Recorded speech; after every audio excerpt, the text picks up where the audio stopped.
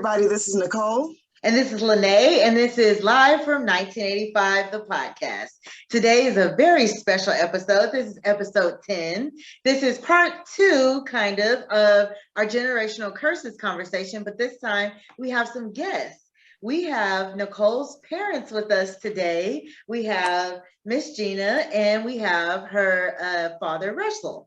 And today we're going to get into some conversation about things that have happened in the past, things we've noticed. We're going to talk about how generational curses affect poverty, education, violence, and systemic racism. Last time we had this generational conversation, we kind of talked more on relationships, kind of single mothers and divorce and marriage or not married and not knowing how to date and things like that. So today we're going to get into some other things that kind of plague our community and ways that we can kind of break that down. In our A Million Opinions segment, we're definitely going to talk about ways in which we think we can overcome, solutions that we think might work, and just put our opinion out there about what we think about it. What do you think, Nicole? I think it's going to be a good podcast. I want to give my little blurb about my parents. I'm really grateful that they came on today. They have a wealth of information.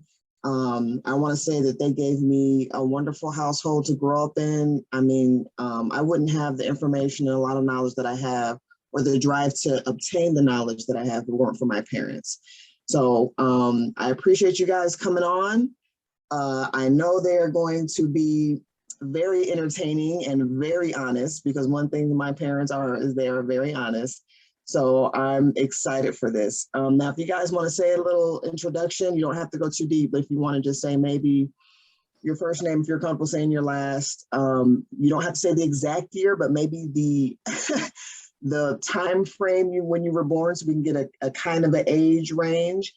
And then just a little, if you have any businesses or anything like that you want to promote, you can do that as well. So Gina, you want to go first?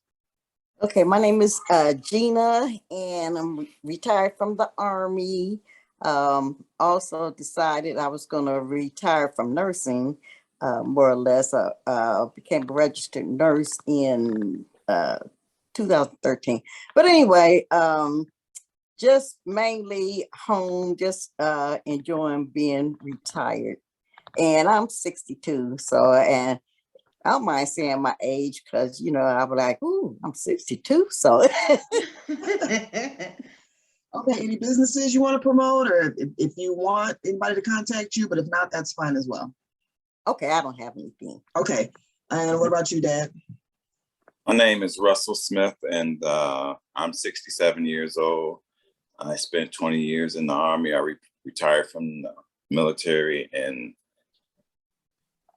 97, and I was a nurse to LPN, and I retired from nursing in 2013. And my wife and I are living the retirement life. We travel and we travel and we travel again. So really, that is awesome. I do have a business I like to promote. Banana Pudding with a Twist is the business of our Maria's older sister, Shalise Smith Browley. It's located in Chicago. I don't know the name of the mall. Gina might remember it, but that's it. Huh? Yeah, Fox Valley Mall in Fox Valley Mall outside of Chicago. And can you give us your age, please? Oh, you did. You gave us your age. I'm sorry. You said 67. So 67. Today we're talking to our baby boomer generation. Okay. And we're mixing that with our millennial generation. Even though we don't want to claim millennials, we are millennials. I don't claim millennials. It is what it is. All right, we're ready for them questions. Okay, so let's get into some conversation now. I would just want to open it up and give me you guys' viewpoint on poverty. We'll start with Gina. Poverty, I just think it's sad, and it makes me sad, when I see, different people that's in poverty, whether they're over here in the United States or overseas. You know, I know there's people out there helping, they have big hearts and everything because they're helping, but I often wonder, well, was this created or how did this start, and, to me, I don't think nobody chooses to live in poverty. So that's a whole nother conversation I get, but it's just sad, it's sad to me. Yeah. What do you think, Russell? Poverty is something that has existed forever, just about. I mean, even in biblical times, there was poverty, and but here in the United States, as Gina said, sad. It should. This is one of the richest countries in the world. If everybody would share the wealth, there would be no poverty. But unfortunately, the way our system is set up, you have those who are, the wealthiest in the nation, and then you have, my wife and I don't live in poverty, but we have people below us that live in poverty, and there are a lot of them. And, so, they live on the streets, and you have homeless, and it's just really a sad situation.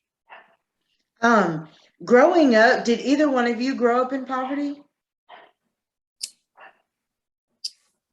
Oh, okay. I'll put it like this. And I've heard my mother explain things to, like, particularly the sister under me, because she would ask different questions. And my mother said, we were poor, we were poor, Now, I don't remember us not having something to eat. But, it was always something, whether it was, like breakfast for dinner, eggs or something like that, and, I remember the powdered milk, because that's what made me hate milk. But my surroundings now, and I knew we had a small house, and, like I said, we didn't have extras. We didn't have extras. So I would say we were poor, but I don't think we were in extreme poverty. But then again, see, I'm looking through the eyes of, at that time, of about 6 or 7 year old, so, as things change, then, we moved out of even being poor, so that's what I have to say. Okay. Yeah, I think I grew up in poverty. I grew up in one of the worst housing projects on the north side of Chicago. And, living the life of poverty, you don't know you're living in poverty because poverty is all you know. But as you get older, by the time I reached maybe 10, 12 years old, I started to realize, man, we're poor. I can remember looking in the cabinets, trying to find something to eat, get a cereal box, open the cereal box, and roaches crawl out. And, so look in the other cabinet where the canned goods were stored, and all you find in there is maybe some cans of sardines or something like that. But I never went hungry. We didn't ever live on the streets. We always had a roof over our heads, but we didn't have a lot. And I lived in a household. My mom had 6 children. At one point, we had a stepdad with us. And I guess he contributed. I was too young to know what he did, but I know he worked, and I guess he contributed to the household. But even with him there, we still didn't have a lot. So, yeah, I would say I consider myself growing up in poverty. Okay. I want to add something real quick. I want to add the definition of poverty, and it's the state of one who lacks a usual or socially acceptable amount of money or material possessions. So I do, poverty is, I would say, it can be subjective. Even when I worked for the state, though, they had it on a financial scale. So if you were making under this amount of money, you were considered under the poverty line. Right. What is that number? So I haven't worked for the state for a while, but when I worked for the state, for one person, it was if they made, I believe, under 25,000 a year, and for a couple, it might have been like 50,000 for two people. And then, of course, it changes if you have kids and things like that, which is pretty low. One person living on $25,000. Really, what you have enough money for. And see, this is also me working in a place where we provide subsidies, so food, medical needs and things like that. So this is, you're able to provide yourself with shelter, basically, and the basic needs, and then not have enough money for food. And then we provide that extra help. So the poverty level may actually be a little bit higher. But yeah, if you're at the point where you need help to eat or provide yourself shelter, or like I said, the basic needs, then I would say that's a level of poverty where you're living below the poverty line. But go ahead, Lenee. I didn't mean to. I know you're getting ready. No. You chime in at any time. I feel like what you just said was very relevant to what we're talking about. So what I want to ask you guys is, how did you think poverty affected your education? Like when you were younger and you were going to school, how do you think, it affected you? Were you able to pay attention at school? Were you worried about adult things, or were you able to just be a child? Well, with me, I don't think it affected my education, that part. But the thing that did happen, like I said, up until the age 6, we lived in the area. But I also lost my biological father at the age of 6. And, I could remember him, at the time he passed away, he was 29. And my mother, they had total of 4 kids, which the youngest one was just 6 months old. So, anyway, I just remember my father, and I was thinking, I said, well, I probably was a daddy's girl, because I don't remember any interaction with my mother during that time. And it was always him that, was helping me with my homework and, taking me to the doctor. And he's who I remember. I knew I had a mother, but still it was just him until after he passed away. And of course, for me, that was really devastating. But I don't remember that it affected my work, because I don't remember like getting bad grades or anything like that, So I think one thing that maybe helped me too, because I would do as I got older too, I started doing a lot of like thinking to myself and daydreaming. Like I was telling Russell today, I'm a dreamer, and I think dreaming helped, and then making some of those dreams, or just hoping one of those, eventually those dreams would come true. So I enjoyed reading. I had an aunt that was, she lived in Virginia, and every time she came up, she bought me books. And, that's what really got me into reading, books. So I don't think poverty had a, effect on me as for education. Well, I don't recall ever going to school on an empty stomach. My mom always made sure we had at minimum a bowl of cereal before going to school. And oftentimes she would, make a little lunch box. I can remember, we didn't have lunch boxes. Never had a box. It was always a paper bag to take my one sandwich and, a little something to drink. But eventually they had Operation Push come in, and they provided meals for us at school. So that helped. They provided a breakfast for us, and then the school provided the lunch. And if you were on assistance, you would get free lunches. Some kids were, their parents had enough money for them to pay for their meals. I think poverty affected education, though, because the school I went to was right in the middle of our housing project. And we didn't have, sometimes we had to share books at school. and sometimes we had to share a desk.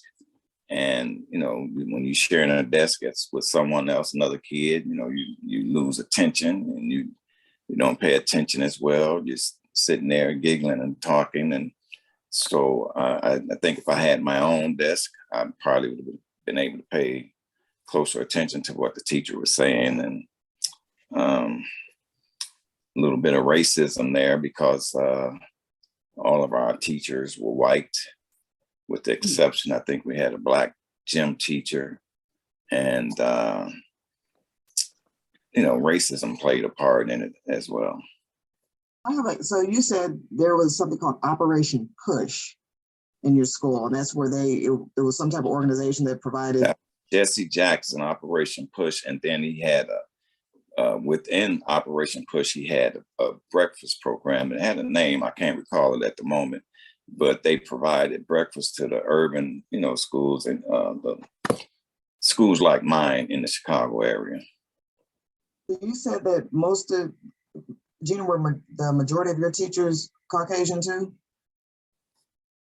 Yeah, the majority of them, because I can really only remember like my fourth grade teacher, being Black, and then on through, even as I went on to junior high school. So I would say the majority of them were, seemed like most of the ones, especially in high school, that were in the area where if you need to be disciplined, they were Black, and some of the counselors were Black, because and then and they talk to you like they make you understand, So I think that was good that they were in those roles, it was, and one particular, I won't say no names, but one particular woman I remember, and one particular man, and they were perfect for those roles. So it's kind of like your uncle and your auntie, but they gonna keep it real with you, and hopefully you straighten up, and a lot of people did. Mm-hmm.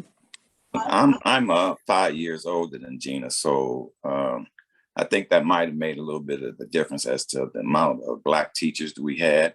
I started kindergarten when she was born, so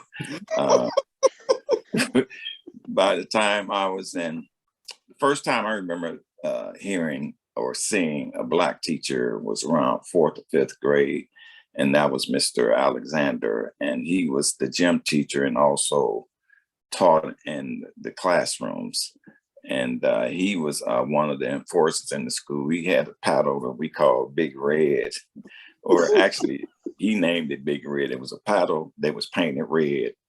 And he was one of the enforcers in the school, because we did have, what is it called? Corporal punishment. We had, that was allowed in the school, but I can also remember having strikes, walking in, the Black community, our community wanted Black teachers, and they went on, the teachers went on, the school went on strike, asking, not the school, but the community protested, so it wasn't a strike, it was a protest.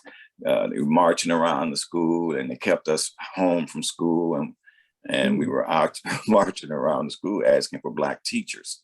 And, and eventually they started giving us some.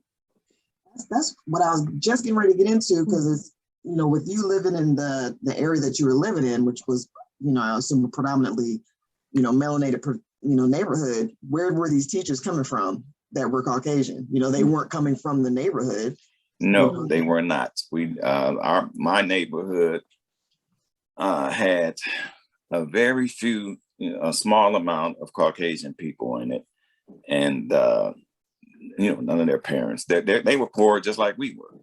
So our teachers came from the suburbs or somewhere else. They didn't come from my community.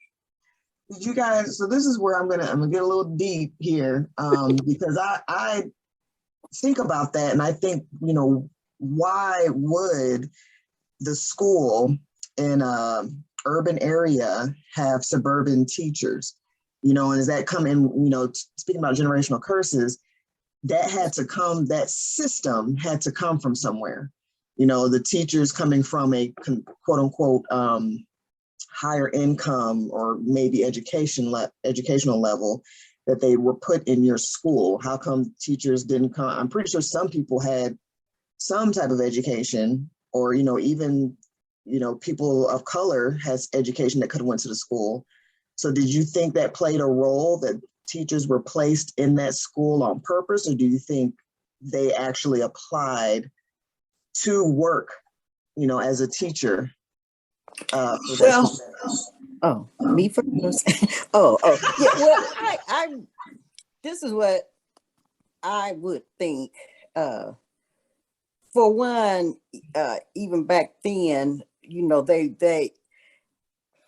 I'm thinking of maybe there weren't a lot of Black teachers, and if they were, they probably just had to teach in some of the other predominantly Black schools, And I'm even thinking, maybe I'm wrong, but I'm thinking maybe, with these white teachers, maybe they were paid, a little bit more to go in there too. Maybe it wasn't like it is now, unionized and everything, but for them to be able to willing to go in there too, maybe it had to be something behind it during that era. And it's most likely money, And, I can imagine like a Black teacher trying to get a job at a predominantly white school. I personally think back then they weren't having that. They wasn't having that.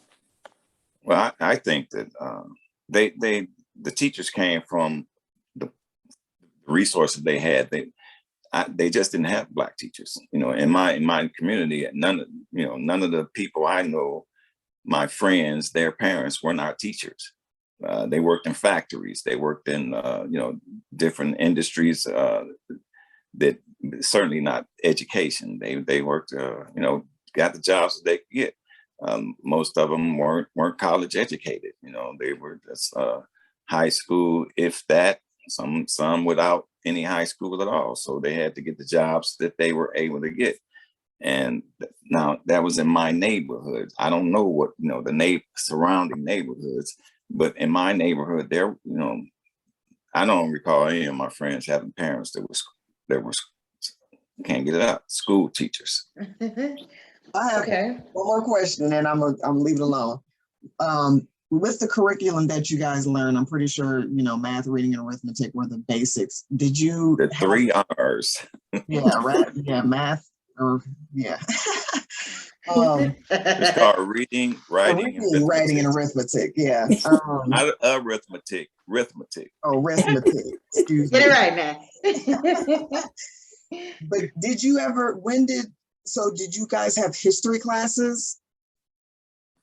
Yeah. Yeah. What were you talking about? What grade? Any grade, like from. Oh yeah.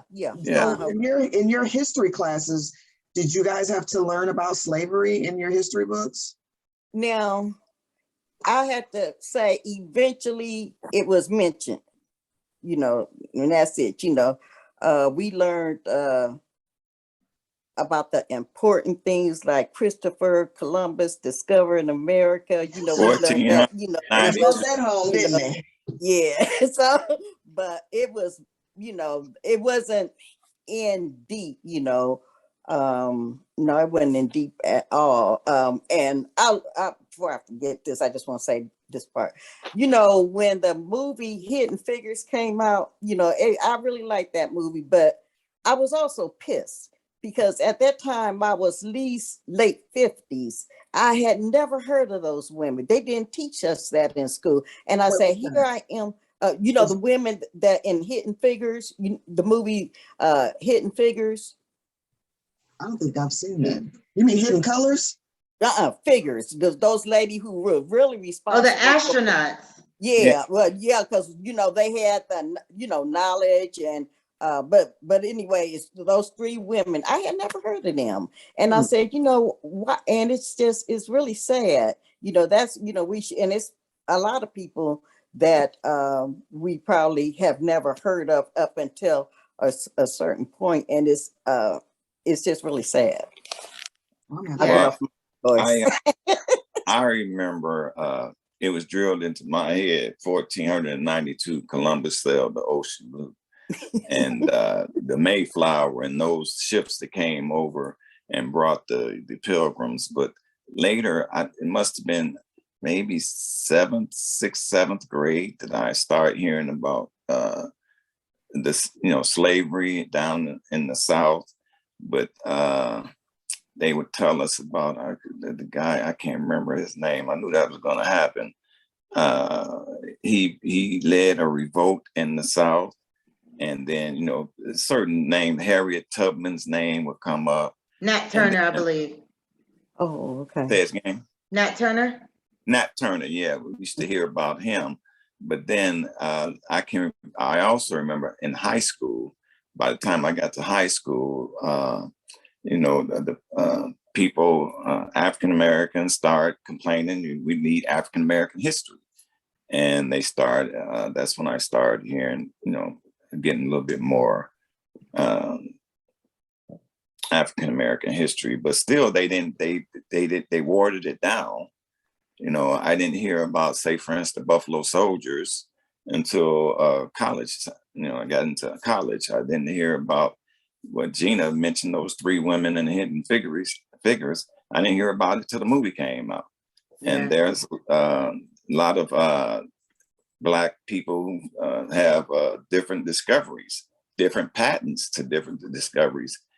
You don't hear about those. So, the history that we do get, or that our children do get, particularly in K through 12th grade, is watered down. Yeah, for sure. That's why I wanted to ask about that question, because, when the little research I've done, when I talked to, other older generations, they said that they didn't, like you said, they didn't hear about slavery until a certain time period. They heard about, was it 1492, Columbus sailed the ocean blue, and he came here with the Pilgrims, but then it's just, there's nothing on how we got here until, later on, which you think that would be prevalent when they first taught it to you. Mm-hmm. So, but right go ahead. There, Nicole, when they taught about Columbus and the Pilgrims, the way they described the Indians is that they came over and made friends with them. Mm. And the Indians taught them about planting and, farming in the United States. And they paid the Indians back with different things. But they nothing mentioned about the savagery and how they killed thousands, great pillage and plunder, thousands of them, and all the things that they did to force the Indians onto reservation, the Trail of Tears, and those types of things. No, that wasn't taught. Okay, Lenee, I'm done. I'm done on my. I want to know, when you guys were coming up, what did they call you as far as being Black? Did they call you African American? Were y'all called Negroes? Like, what did they call y'all? I can remember it started off being colored. Okay. Colored. And now my mother, she's from Virginia, so, and I still remember as we progressed to Negroes, her saying colored, and then let me see, okay.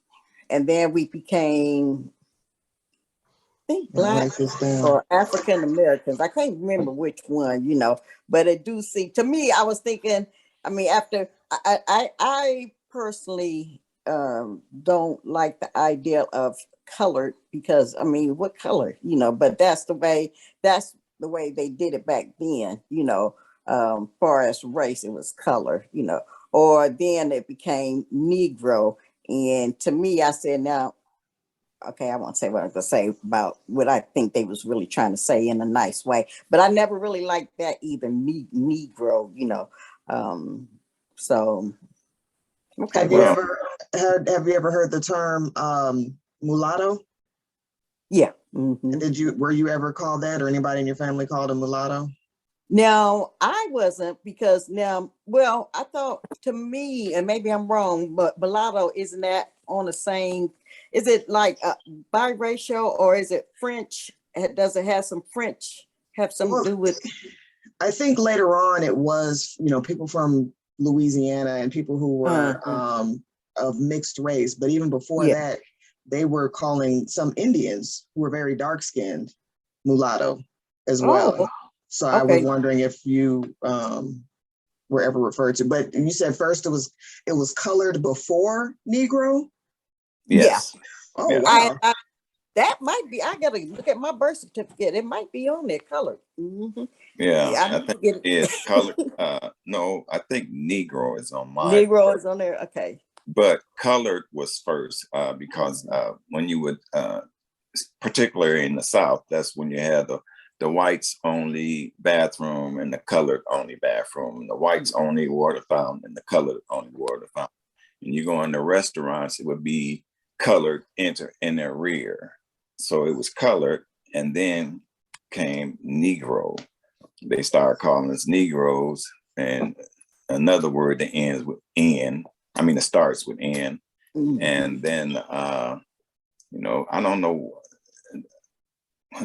I guess through protests, during the, I remember the riots of 64 or 63, or what, I can't remember the year, but when the riots, they start, then we asked to be called Black or the Afro-Americans, Afro-America to African Americans. And it's changed so many times, and now we're back to Black again. So where did, if in history class, well, let me ask this first. From your parents, or even if you knew your grandparents, did they ever mention being from Africa, or did they mention just what they knew from being from here? No, mine's never mentioned anything about knowing anything from Africa. My grandfather told me that his grandfather was raped by a white man. His grandmother was raped by a white man, and that's how we ended up with the name Smith. Yeah. But he didn't tell you what you said your grandmother was raped by, or his grandmother was raped by a white man. So, but he didn't know her original, where she was from, or her original name? He didn't tell me that. No, he didn't tell me that. But I would imagine she was probably a slave, because my grandfather, my mother was born in the 30s, so my grandfather had to be born in the 1890s, maybe, early 1900s. That would make his grandparents be born in sometime in 1800s. So she was probably a slave. And that's where the name Smith comes from. Yes, for us. There are a lot of Smiths. Well, yeah, no. I get that. I just, but that means that the children, that the offspring of them took on that man's name. Yes. What is you guys' highest level of education? Let's see. I would say mine's, I got 2 associate's degrees, put it like that. So a total of about 16 years. So, of course, did the traditional graduation from high school. Then when I was in the military, I got an associate degree in, I think it's applied science or something. I don't even know. But anyway, then when I got my RN, it's an associate degree in applied science. So. Well, I have a bachelor's degree in social work, and I have an associate degree for nursing, and I have 20 years of Army experience, and I have 67 years of life experience. So. Okay, I like that. All right, so where do you think violence comes from? Where do you think it stems from? Do you think it's something that's learned? Do you think it's something that's passed down? Is it a generational curse? Well, it really could come from all of those because it could come from learned behavior, if you grew up in a violent home, and you know, say where the father is always smacking the mother or vice versa, and then you tend to think that's normal. But okay, so that's one way I think, and then it could be maybe something mental, make you kind of go off and do things that are violent. And I do, when it comes to the generational curse part, I think it's a reason for that. And mainly, like it's like if grandmama, if that's what her household was like, okay, so then, then her children, they grew up in that. So then, they just continue that cycle. So I don't know, I've heard generational curses, and it's like to me, when I think of generational curses, I think of something that can't be broke, like a real curse. But these are things that could, I won't say can be, they could be prevented, but they might not always be prevented because you got to recognize the cycle that you're in to want to get out of it, to break the cycle too. So, the rest of them. What was the original question? Where do you think violence came from? Where do you think violence stems from? Oh, violence stems from. I think it's just family and community problem. The community that you in, well, for me, the community I was in, there was not a lot of violence until the gangs came. Once the gangs came into our community, then we had a lot of people getting killed. Violence inside the family unit, that there was no violence in my family. I mean, my brother and I used to fight, but that was just sibling stuff. But my parents didn't fight. I never saw them fight. And if there was fighting within the families in my communities, in my community. Now, I don't know about other, and when I say my community, I mean my neighborhood. I don't recall that, but until the gangs came, which started recruiting people, and you either join a gang or you get your butt whooped every day, or sometimes you get killed, and then that violence came into our community, and it was very rampant once it came. Then not one gang, then you have rival gangs, and you get caught up in the middle of it. So that's the violence that I saw in my community. So, but overall, I think it's a community thing, and on a national level, there's violence all throughout our nation. And I attribute a lot of that to the government. They won't pass laws to restrict the sale of guns, or even just they sell them to people who have mental issues, and they continue to sell them to them. And so, yeah, that's what I think about violence. So with the gangs that came in, how was it before they came? What was the community like? Was it close-knit? And when did they show up? Okay, two questions, two answers. So they showed up, as I recall, maybe I was in 8th or 9th grade. So that had to be around 67 or 68. And what was your question, Marie?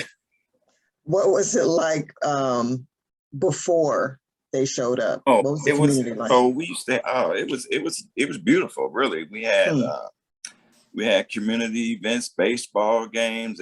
Everybody knew everybody. I mean, because we all went to the same elementary school. We had maybe 3 or 4 elementary schools. We had 2 high schools, And everybody knew everybody because you came from the elementary school, and maybe you went to this high school or that high school, but you know, we all knew each other. And you know, we had community baseball, football, and softball. So you know, it was nice. Did drugs come into the community around the same time these gangs came into the community? I think marijuana might have been there before, but yeah, the hard drugs came, I think, after the gangs. And then, see, now you got to remember, I was only 12 or so when the gangs came. So if the drugs were there, I you know, the hard drugs, I wouldn't know about it because I was too young to know that. But there's another aspect that with the drugs, I remember the hippies. Hippies came to, we have a park, Lincoln Park, on the north side of Chicago, and that's where I grew up, on the north side of Chicago. And the park has a zoo in it, and I mean, it's walking distance from our neighborhood. We used to go there a lot. And then 67, 68 or so, maybe even 66, Vietnam War was going on. Oh yeah, so yeah, Vietnam War, there was heroin because a lot of those guys come back addicted to heroin. And that was like 66, 67. And then the hippies came, and they came with a lot of marijuana and a lot of pills and a lot of heroin. So when you said they came, they would come to the area, but they weren't from the area. I don't know where they came from, Maria, but they were dressed in these flowery type clothing, big bell bottoms and long hair. And they were the first people that the first people that I saw, white and black, hanging out together, you know, white women with black men. And, you know, it seemed like they just, you know, had a carefree sort of life. They just hung out in the park. Well, I don't know where they lived, probably up on. So Chicago has this area called the Gold Coast, which is all Michigan, you know, that area around Michigan Avenue, you know, other streets on the east side of the north side of Chicago. And they would, I don't know, they just would be there. Those Volkswagen buses with the flowers painted on the side of that stuff was real? Yes, that's serious. If you saw what's that movie with Scooby-Doo? Yes, I was gonna say that. No, I said movie about the guy who was kind of special. Tom Hanks played him. Forrest Gump. Forrest Gump, yeah. Mm-hmm. And so when his girlfriend went off with those guys and she hitchhiked across the country, those were hippies. Mm. Wow. Free love. So yeah, I'm pretty sure they was giving out a lot of free love. So but with the violence part though, was it ever in the families, and I know this isn't really violence, but the way you were, I guess, punished as children, were you whipped? Or, you know, I don't want to, you know, and if that's too personal, you don't have to ask. But no, it ain't, not for me. But you let me start. My mother did the disciplining in my family, and she used to, whatever was near, she would grab it and hit you with it. So usually she had what's called we called it an extension cord, and she would whip us with that. And was it similar or the same for you, Gina? Well, like I said, up until my father passed away, I was a daddy's girl. I ain't getting no whippings. I ain't getting nothing. But once he was gone, and mom, she was the one. She was the, you know, and then when you know, our stepfather, you know, Mr. Wilson came along now, then that's one thing, he did not ever discipline us four, but the two, Anthony and Carl, that, he had after us with mom, he tear them up. But, mom used to always tell me, because I was a runner. When I knew I was going to get a whooping, I was a runner. And I'm going to tell Jack. I locked myself in the back. I'm going to tell Jack. I'm like, you don't have to tell him, because I'm, man, open this door, open this bathroom door. I'm going to get Jack to break it down. He going to have to break this door down. And I heard her telling him, Jack, come and break this door down. She won't come out. He's like, oh, just leave her in there. She'll come out eventually. So she got my brother. Oh my goodness, he was more than happy. He broke that door down. But she's the only one that whipped me, and I said, I think that's kind of why I got this thing, no man, far as in my family, disciplined me, treated me bad. And that's why I think even once I, start coming up and getting it was just things that I wasn't going to tolerate, because I was like, well, my father didn't do that. My stepfather didn't do that. My brother didn't do that. I ain't taking that, so. Yeah. So do you think their parents whipped them? Like, because I'm wondering where that came from, that sort of, corporal punishment, or the whippings, where that came from. And obviously it was passed down, from family to family. See your mother doing it to you, you're going to do it to your own kids and stuff like that. Do you know if their parents whipped them? Now, I would say with my father's side, because he was the youngest. So, and I really don't know on that side. Now, my mother was an only child, and she was pretty much raised by her grandparents. But I can't remember her saying that she, got a whooping, but at the same time, like I said, she was an only child. Then she ended up having 6. So that might just be a tradition. She tried, decided she was going to do it, My mother never mentioned being whipped by her mother or father, but at one point my grandmother lived with us, and she endorsed the whoopings that we got. So I would imagine she probably whooped. And my grandmother had 7 daughters and no sons, so. I don't know if my grandmother whipped them or not. Now, my grandfather, on my father's side, I'm sure he whipped his boys. And so now with this generational curse thing, so my grandparents, I had several sets of grandparents. And for instance, my mother, her mother had 7 daughters by 3, possibly 4 different men. But I know for sure 3 different men.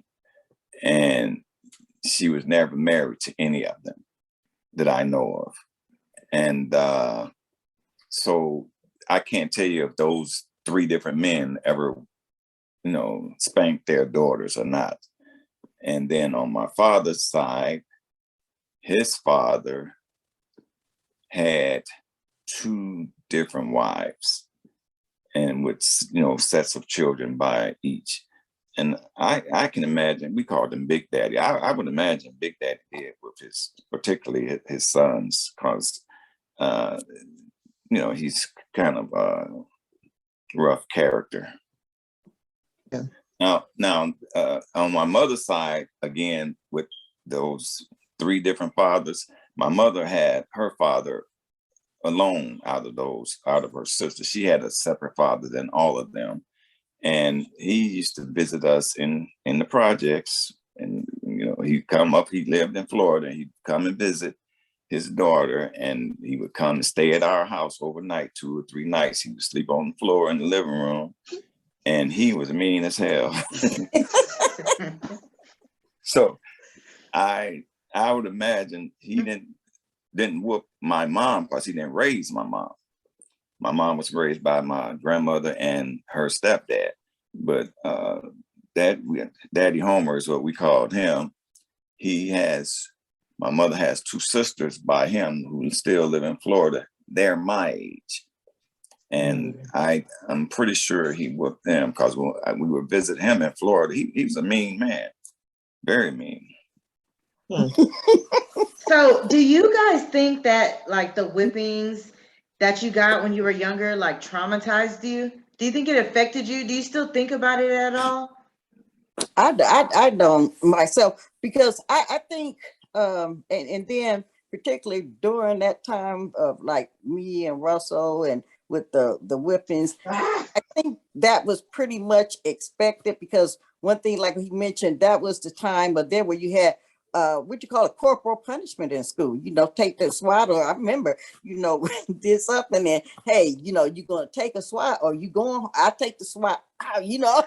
So that was pretty much. Now, not to say at some point parents started getting carried away with it to the point of abuse, but just myself, I just thought it was, normal,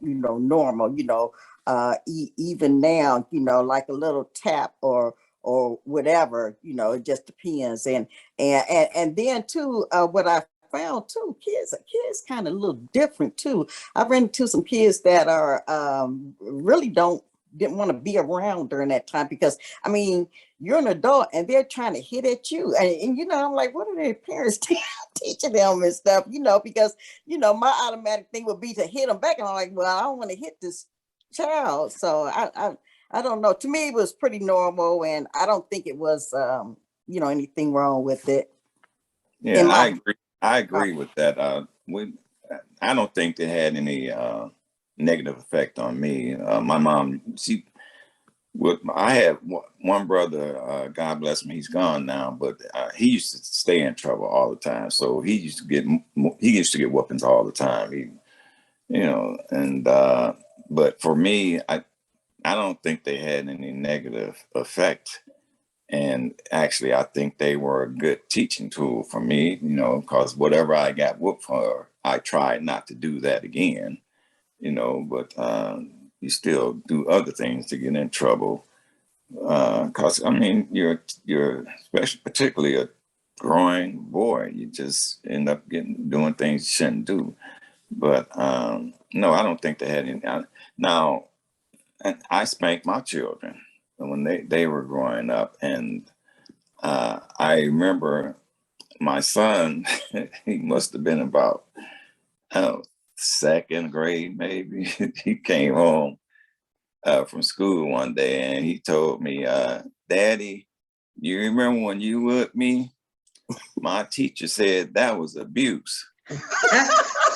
Oh, wow. And I said, Jason, if I had taken your head and smashed it through that wall, that would have been abuse. What I did for you was discipline.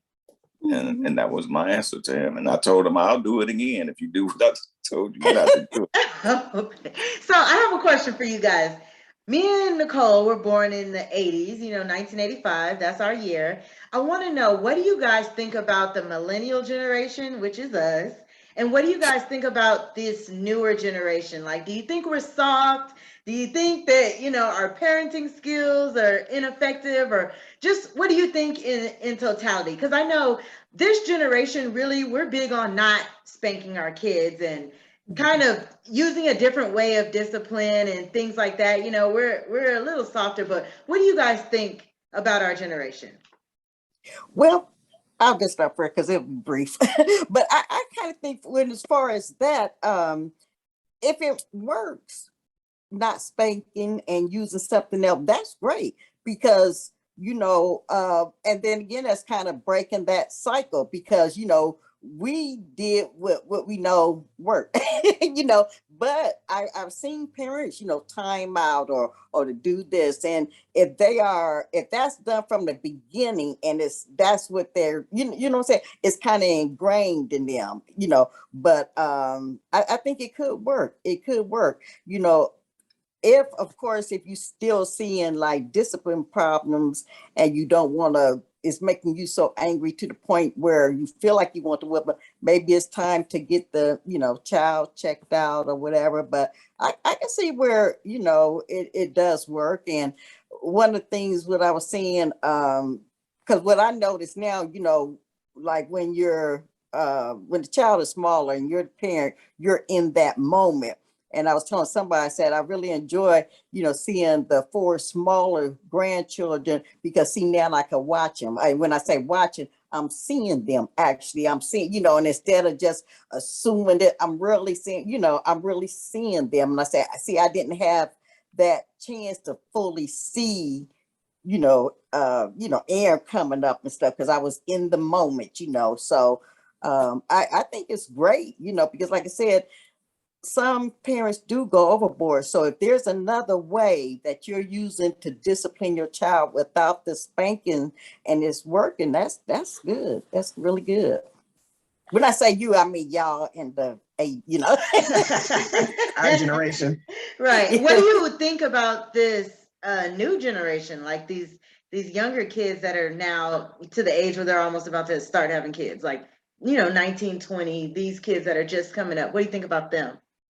Or do you know any of them? Yeah, that's what I was going to say. To be honest, I really don't know a lot. And I'm trying to even think of some of my friends who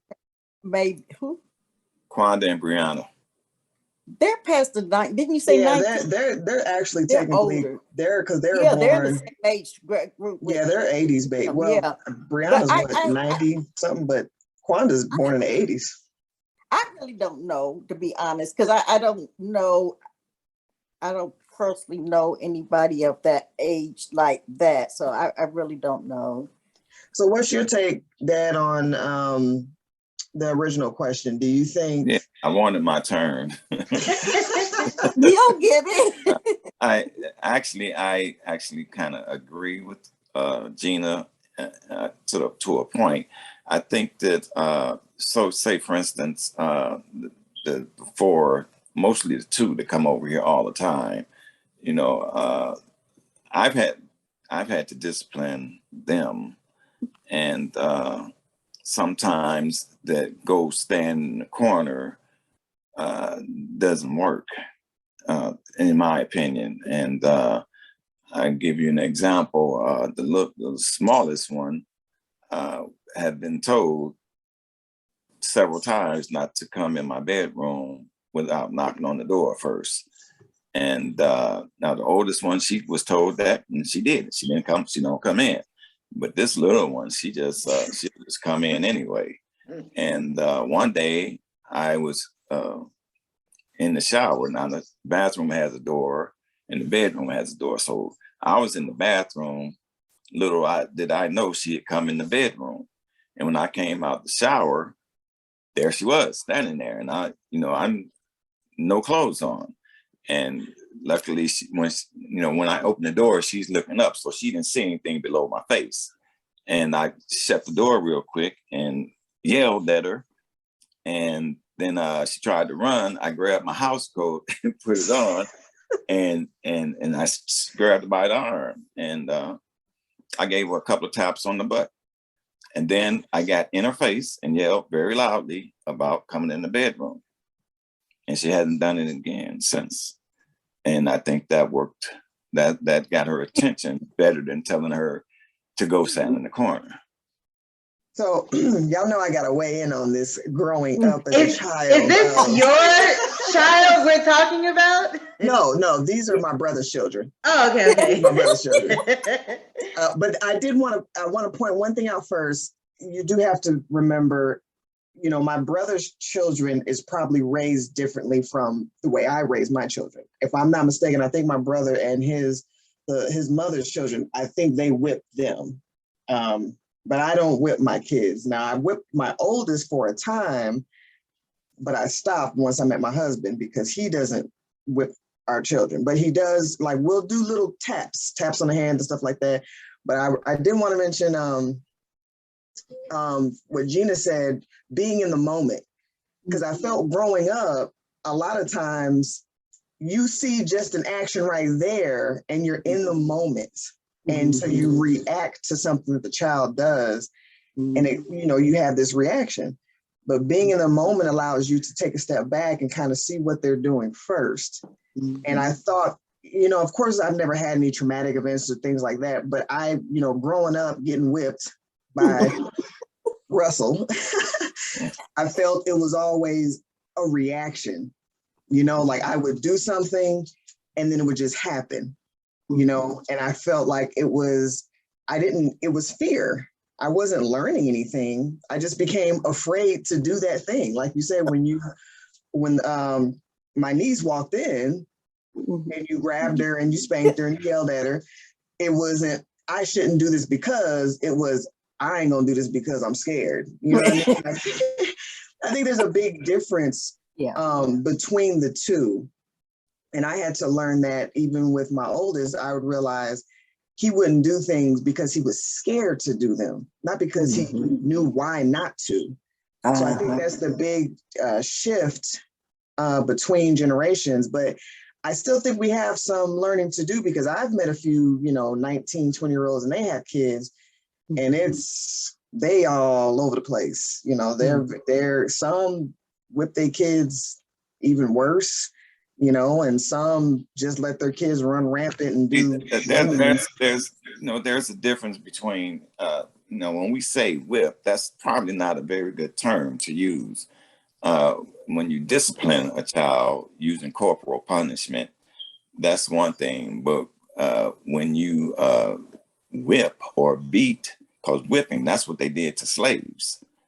So if you whip a child, that goes past the point of discipline. You're abusing them. What about whoop? That's what it was, a whooping. That's what I got, a whooping. And let's say, Dad, you never spanked us. We got whooped. We didn't get whipped. You didn't have like a whip out there. Well, let me just say this. One fortunate thing to you was when I married that woman right over there. Oh, she saved me. She stopped allowing me to whip you. So you're lucky right there. No, I agree. Because Gina wasn't having it. Gina was not having it. And I remember when Gina took over the spankers for a short while, it was a blessing, because she'd make us go out and get a branch. First time get a branch. Yeah, that's it. No, I never got a branch. But it was so light. And I'll be like, I got a fake cry, because this is fantastic. I'll take this any day over. But Gina was much more into groundings. Like, Dad did not ground us that much. We would get our whipping, and then it was like, don't do it again. And then Gina, boy, you be on punishment for about 2 years. But you know what, Maria? There was a little kind of something behind that too. I learned the hard way. Well, not the hard way. I used to get grounded a lot too. And in that time, I used to love to read, and especially when I was in high school. So I just dedicated a lot of time to doing shorthand. I got good. And I knew you like to read, and you really pretty much like to be by yourself anyway. Yes. So I knew it wasn't like you was, so I said, you like to read anyway. And then you got to go with me. We going to Poland because you on punishment. So I take you to Poland. So that was I tell people all the time, I really think I had I think my childhood was really a blessing, because when Gina, even when it was just me, Dad, and my brother, and we would get, it was nothing traumatic, he would whip us and they'd be over with. And then when Gina came along, she didn't like whipping, so I got grounded, but I got to travel a lot, and I did. It wasn't that she just didn't like me whipping you. I did still whip Justin, and I tried to whip Aaron, but that I guess I shouldn't have mentioned their names. But no, I think it was a good learning experience. But when I started whooping Junior, my oldest, I felt like it was ineffective, because he just became scared, but like you said, when I stopped working, and I do think it makes a difference between gender too. I do. I think a man should more discipline the boys and a woman should more discipline the little girls. I do think that's very important too. And even with my husband, he kind of, with our daughter, she's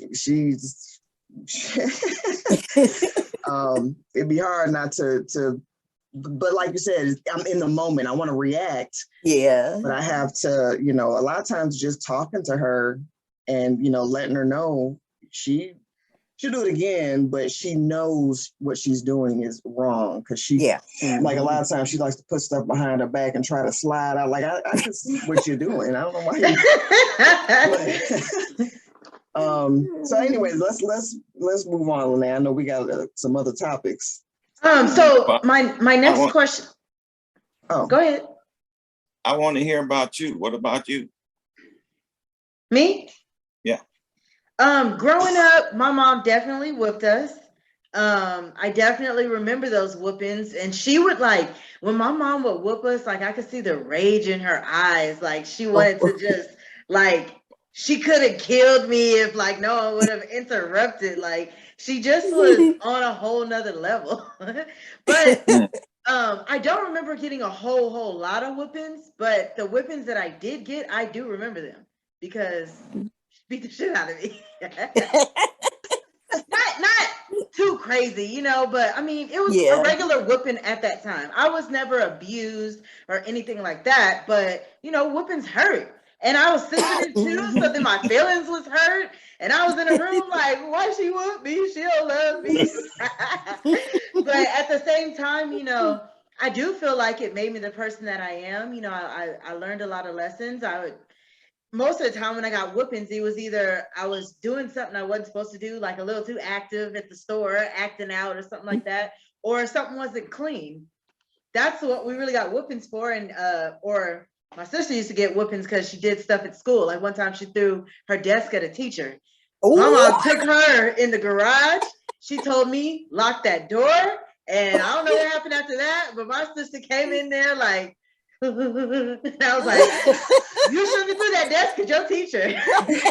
So yeah, we definitely got whoopings. But I don't have kids yet, but if I do have kids, when I have kids, I'm putting it out there. So I would like to have children. So when I have kids, I don't plan on spanking them. But that's probably just me as a person. I'm kind of a more gentle person. I'm kind of hoping my husband will take over being a disciplinary, so I can just be like, you're so cute, I just love you. And now you're in trouble, go over there, so that's where I'm at with that. But I wanted to know, as far as racism goes, did you guys experience racism, and what do you think of systematic racism? I had to say, I've experienced some, particularly experience first, in school. At one point, when I was in the 10th grade, that was the time you could choose to go to a predominantly, the school I was supposed to go to was pretty much black and white. But they had a new school out in the white neighborhood, real nice school, so you could go to that. So I could remember me and my cousin begging, our mothers, let us go out there. We're going to do good out there. And that's the problem of our area. Put us out there. So we went out there and, I didn't feel any different, being amongst majority white people. But this one time, this one particular girl, she, had started off being friendly to me, but she was either coming down the steps or going up. Anyway, we was passing each other, and she just, and it was, kind of crowded, and she spoke to me. But when she spoke to me, she said, "Hey, Gina, you little bitch." I tried to take her hair off, and I don't know, was she trying to, she was screaming, I'm sorry, and I let her go. But I don't know if she was trying to be funny because of the atmosphere, or what. So, far as in school, that's the only, and that was that, white school. But particularly throughout my working career as even starting out as a CNA, like in hospitals and different facilities. I've seen it, especially the older with me and Russell, the older the patient you're dealing with, you're liable to see it even a little bit more. And even if it was somebody that say was like my age, you could always tell, because they didn't particularly want you to do anything for them, or so I've experienced it. But the first case I said, I kind of, that was, to me, that was my normal reaction to do that. But in a work atmosphere, I think since I noticed and I would recognize it, I just continue to treat them as if any other patient, so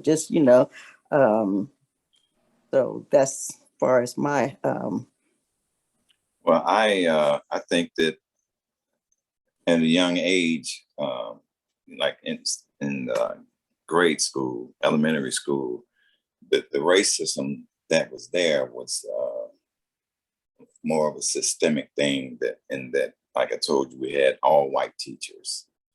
There was no Black representation for the education that I received at that level. And I guess there would be nothing wrong with that, except that, some of those teachers were racist.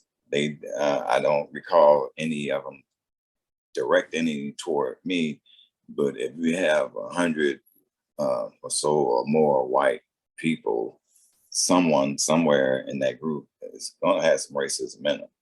And then later on, when the first time I experienced direct racism, we were on our way down south to visit some cousins in North Carolina, and we stopped at a diner. We stopped somewhere to get gas, and we went in a diner to get something to eat. And when they served us, everyone else was sitting eating with glass plates and metal utensils, and they served our food in paper plates and plastic utensils. And I didn't recognize it. I was too young, but I remember my mom telling us, "Look, get up, come on, we're not eating that." And she took us out of there, and we left. That was one instance. And then down in Florida, visiting my mother's father, who lived in Florida, two things occurred. That was the first time I saw the whites only bathroom and the coloreds bathroom. It didn't say coloreds only, because a white person can go in there if he wanted to. But the other one said whites only. So I saw that for the first time.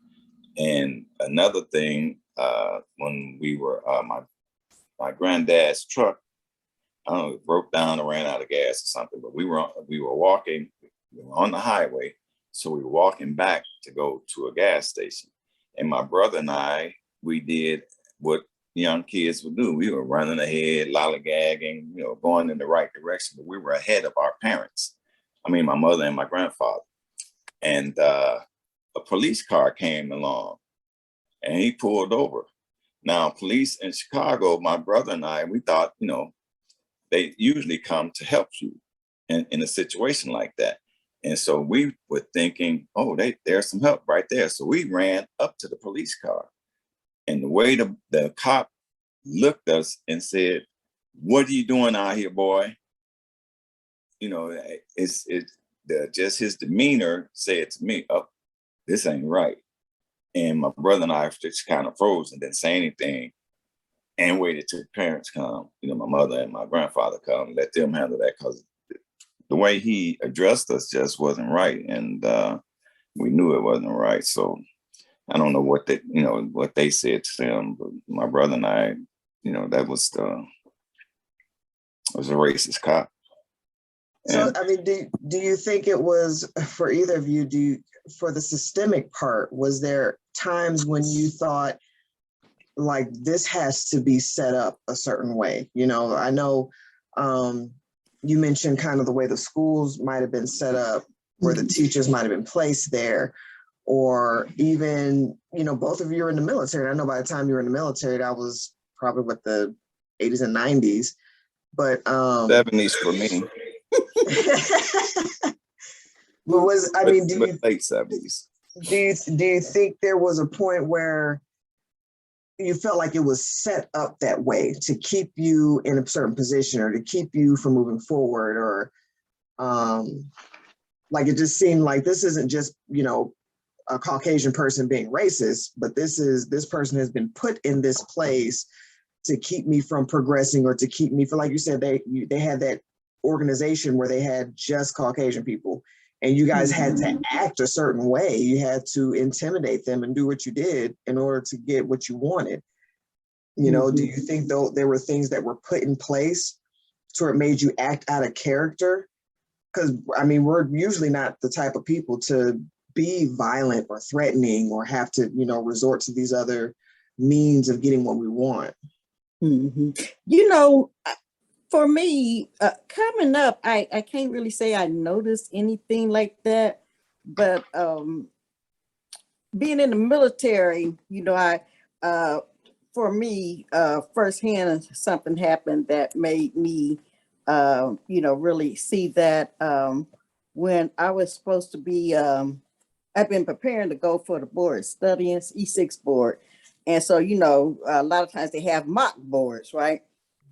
So they had sent out the memo who was going to be on who was going to be on the mock board. And so the day of the mock board, it was a completely different people, some white people. I call them hillbillies. But anyway, the first sergeant was really like a hillbilly either. And I tell you, it was as if I might as well had not studied. They was asking me some of the craziest questions. One of them asked me something about how to make a bomb. And so then, of course, at the end of their little, charades, they said they wasn't going to recommend me to go to the E6 board.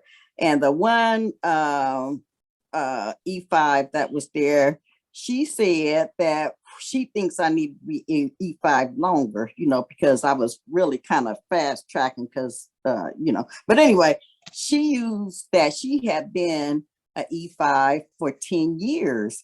And so, it made me think later, well, of course, she's not going to recommend me, So anyway, they were saying that, okay, the first time was like, well, we'll send this up to the sergeant major tomorrow, and I think you just need to brush up some more. So anyway, I was hot. So then my NCOIC, he had talked to me, and so when I told him what happened, he said they just trying to make you lose confidence in yourself. And so then he was like, you going to that board. So that morning, he got up there before I did, and told the president of the board what happened and stuff. But anyway, I ended up going before the board and got a really good score. But I was thinking, if I would have just thought those total of 4 white people, and when I say, to me, they were hillbilly-ish, and they didn't want me to succeed, and if I would have just said okay and licked my wounds, just would have missed out. So, and that's the only time I could think of directly dealing with me.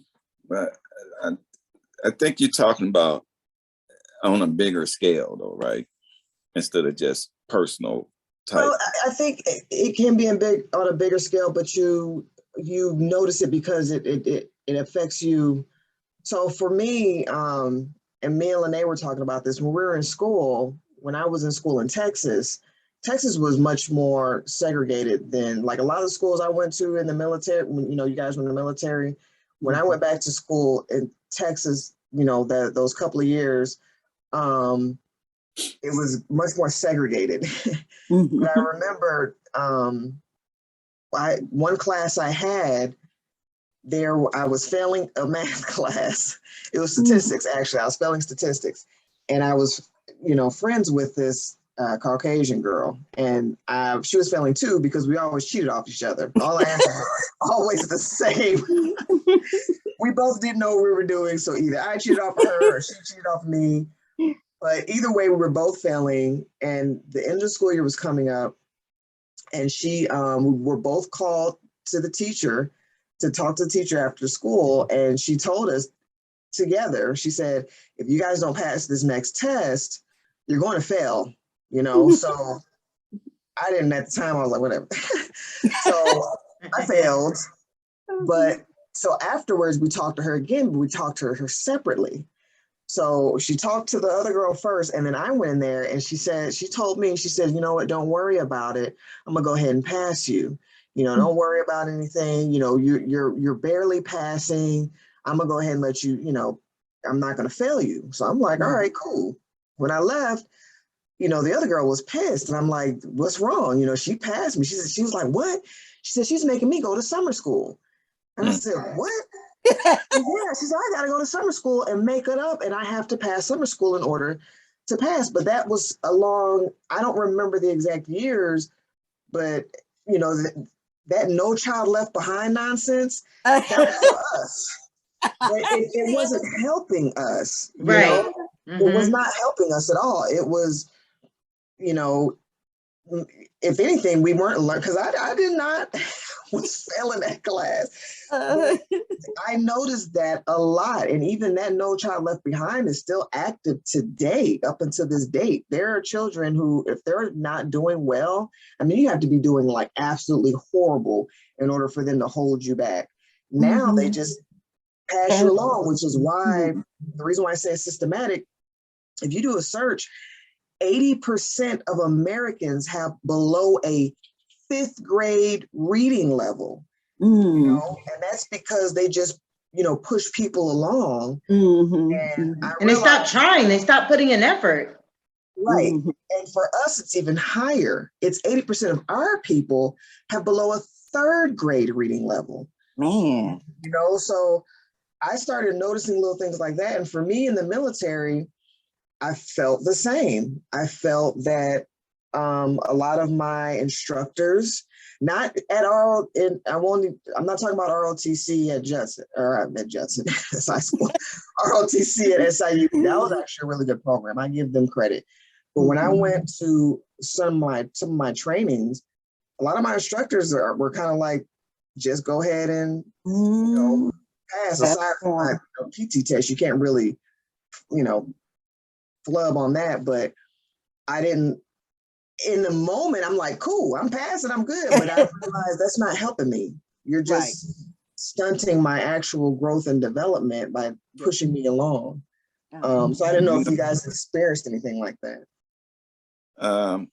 In the military, I think that I'd like to say that when I was, my first couple of years, I was in infantry.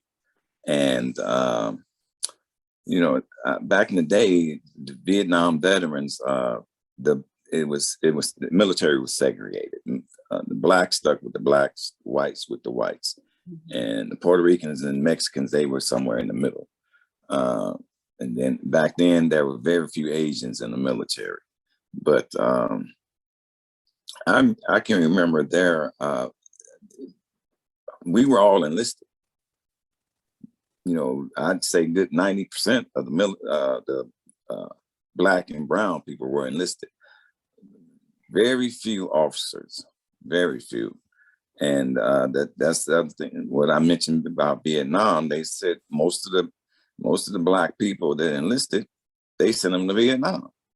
You know, there were other places they could send. You know, we had military all over the world, but they sent all the Black people, or the majority of them, to Vietnam. And what was happening in Vietnam? We were getting beat. That's a war we pretty much lost. You know, we lost a lot of lives over there, and a lot of them Black lives. So and then becoming heroin addicts. When I came in, it was at the end of the Vietnam War. The war was over, but they you know, I don't know if y'all ever heard of the DAP, when the Black people, you know, be Black soldiers, they shake hands with a big series of hand gestures, turning around, hitting backs, and all. It was really a good thing to see. It was very, very rhythmic. But when I came in, that was still part of the culture of the Black soldiers, and we kind of stuck together. And you know, but we were kept down below. There was, you know, we never could get that officer rank. And my son just told me recently that he's a major, and his the type of unit that he in is a specialty unit, and he says everywhere he goes, he's about the only officer, only Black officer. All the officers in his specialty are white. Well, not all, but most of them are white. And in fact, if I may say, he told me that they asked him in February, to speak at a Black History Month thing. And, he called me and asked my opinion about it. And I told him, if you do it, make sure you tell them about the things that they don't know about, all the, the type of things that they keep from us. Give them a good history lesson, not just the Martin Luther King and Jesse Jackson type history. Give them some good details. And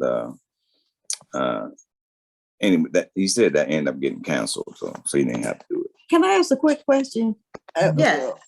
Something Russell said, maybe I understood you wrong. The way you were saying it, they kept us from, y'all were enlisted pretty much, and they were officers. They kept y'all down. It's like they didn't let y'all be officers, and it's like even it's like even looking at the different like the Rangers or the Special Forces.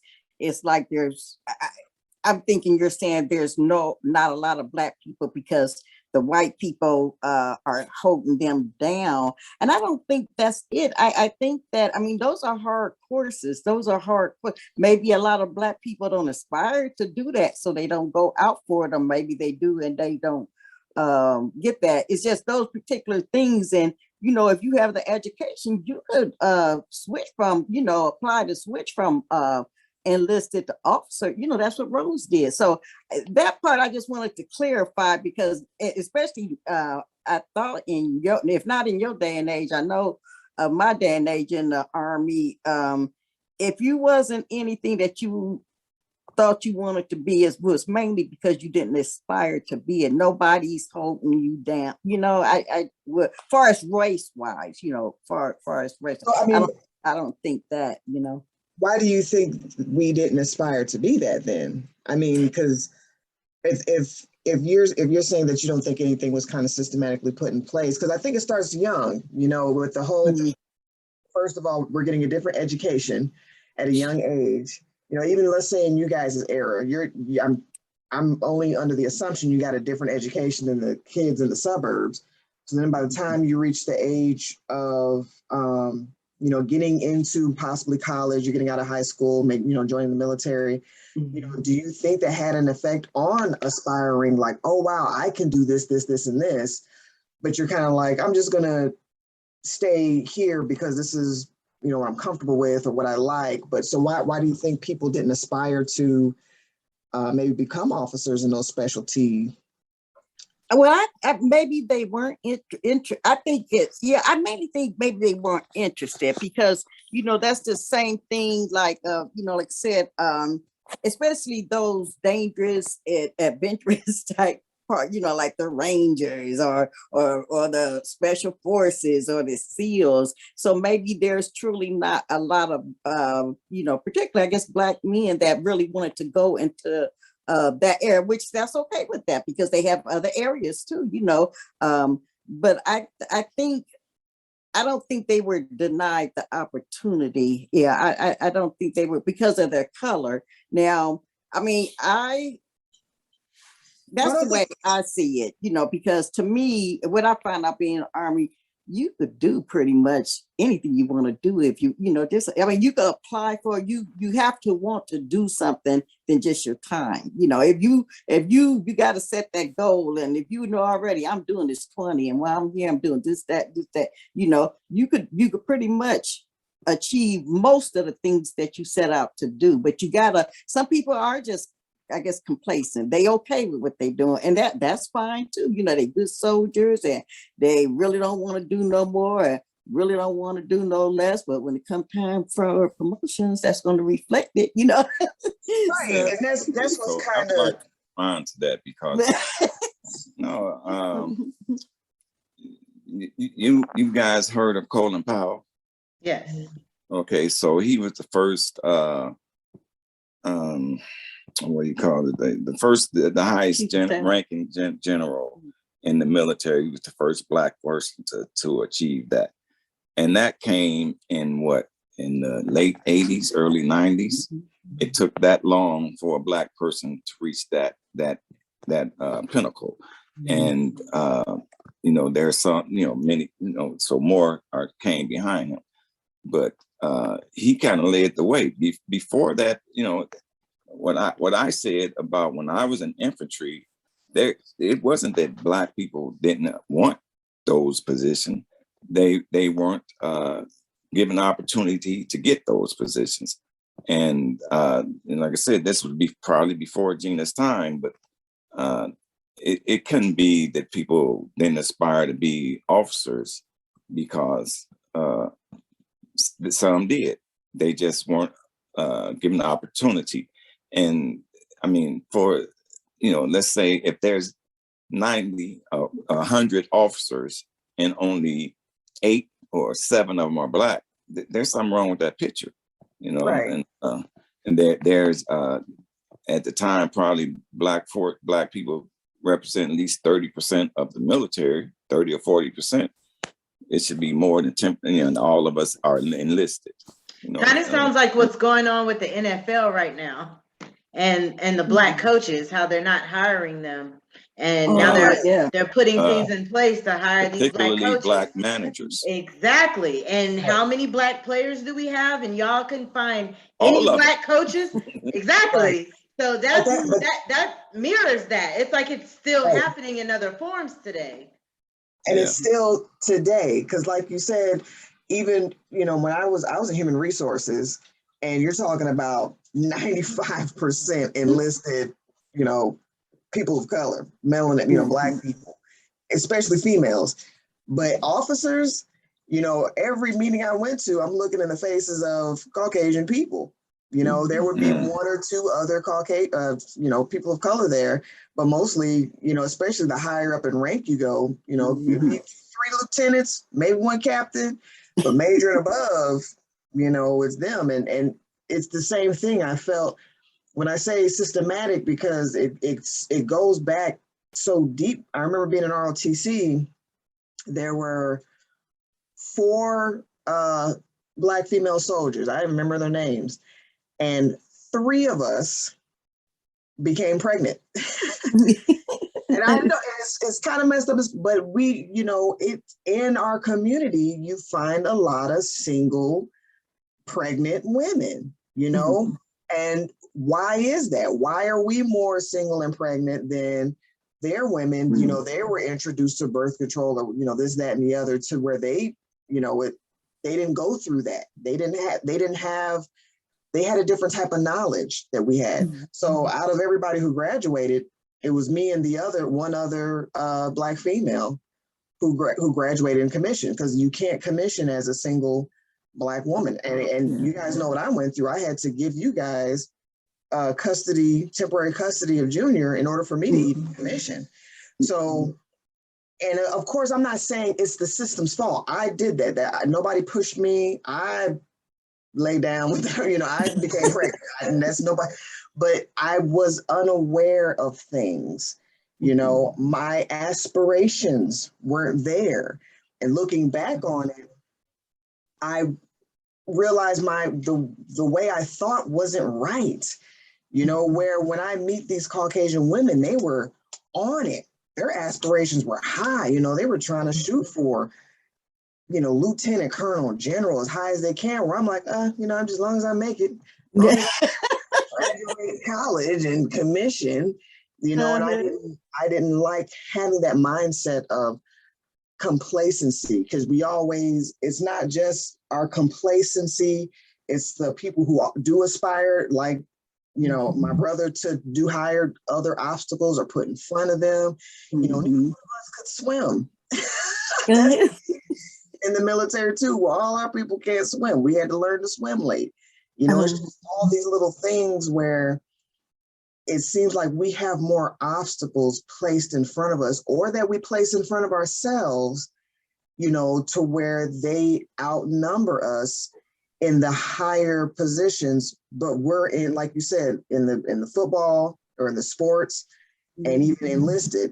Our women make up, I think in the United States, we only make up like 20% of the population, but in the military, we make up like 40% of enlisted. It's pretty high. A woman did it may not be 40, maybe 30, but she did an article on it. She was like, how do we make up the highest amount? We make up a higher number of population in the military than we do even in the United States, but we're not represented that way. We can't wear our hair how we want. We can't do, and I'm not saying you got to have it all over your head, but we're still tailoring ourselves to them instead of, everybody's, even people, Muslims can wear turbans and the women can wear the hijabs or whatever, but we still can't have locks. I think they might have changed. I haven't been in a while. Yeah, that bill passed finally. Okay. Yeah, but that's true though. That's true. but I don't agree with the football thing. I think the football thing is about money. Those owners are all white, and they're going to hire who they want to manage their team. So what she alluded to is that there's I think it's one NFL team that has a black manager, and all the rest are all white. And they've had, they have multiple black coaches, not a majority, but only one black manager, and the manager is the key position, and they only have one black.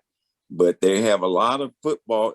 I mean, every time I look at a football team, a football game, and they'll show the football players by their position, at the bottom of the screen while the game is going, to name them all.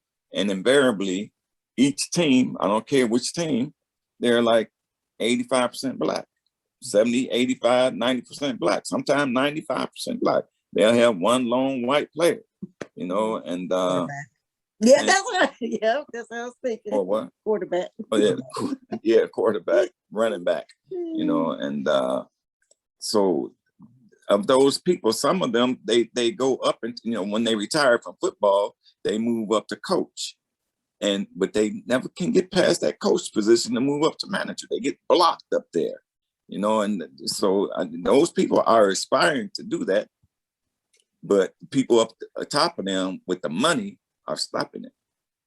Yes, and excuse me, I did mean to say manager and not coach. Yeah. But it just is very like it's still happening in some type of form, so many years later. The other thing though, now it doesn't happen in basketball. Basketball has, some black managers. Football is a little bit different. But each one of them, the NBA, they called it the Negro Basketball Association. So they did. People nickname, because there's so many blacks, NFL, Negro Football League, because there's so many black players. The only thing in baseball, we don't got that. And not the only reason, I think, is because a lot of black people don't be interested in baseball. Yeah, that's true. Boring. But anyway, so we're moving right on into our A Million Opinions segment. And in this segment, we're going to talk about solutions that we think could possibly get us out of this generational curse cycle that we're in, and bring some light into our community and get past some of the things that have kind of haunted us. So what do you guys think are some solutions to get past these things? Even with our generation, we're definitely more into what I would say spirituality and the metaphysical and things like that. So when we're looking at curse, we're looking at systems that have been used on a broader scale, systems that have been put in place.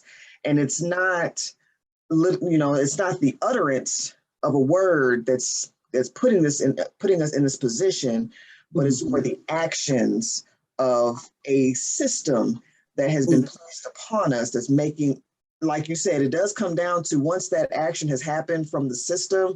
Like, for example, when Dad was talking about the gangs, These gangs just came out of nowhere. You know, it wasn't a buildup. It was just bam, gangs, you know. And to me, that's a type of something that was put in place and perpetuated by the people themselves.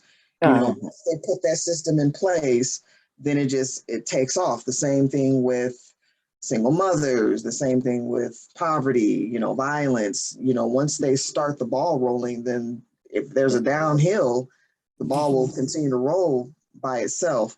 So I know that the word curse itself can seem like nefarious or like voodoo-ish, but I can't think of a better term for it. But I think that's kind of what it's really a pattern. It's a generational pattern of negative choices. But I feel like they're unconscious negative choices until that person gets to the point where they realize, hey, this is happening and it's happened for several generations. Let me stop doing this. So, right. Yeah. That's the a better term of phrase to use is these patterns that we're perpetuating and we keep doing over and over and over. So you were gonna say, Dad, you got it back on. What's your solution? Well, how did she ask the question again? I want to know, what do you think are solutions to stop these generational patterns or cycles? How can we stop this? What can we do to stop passing this down through generations?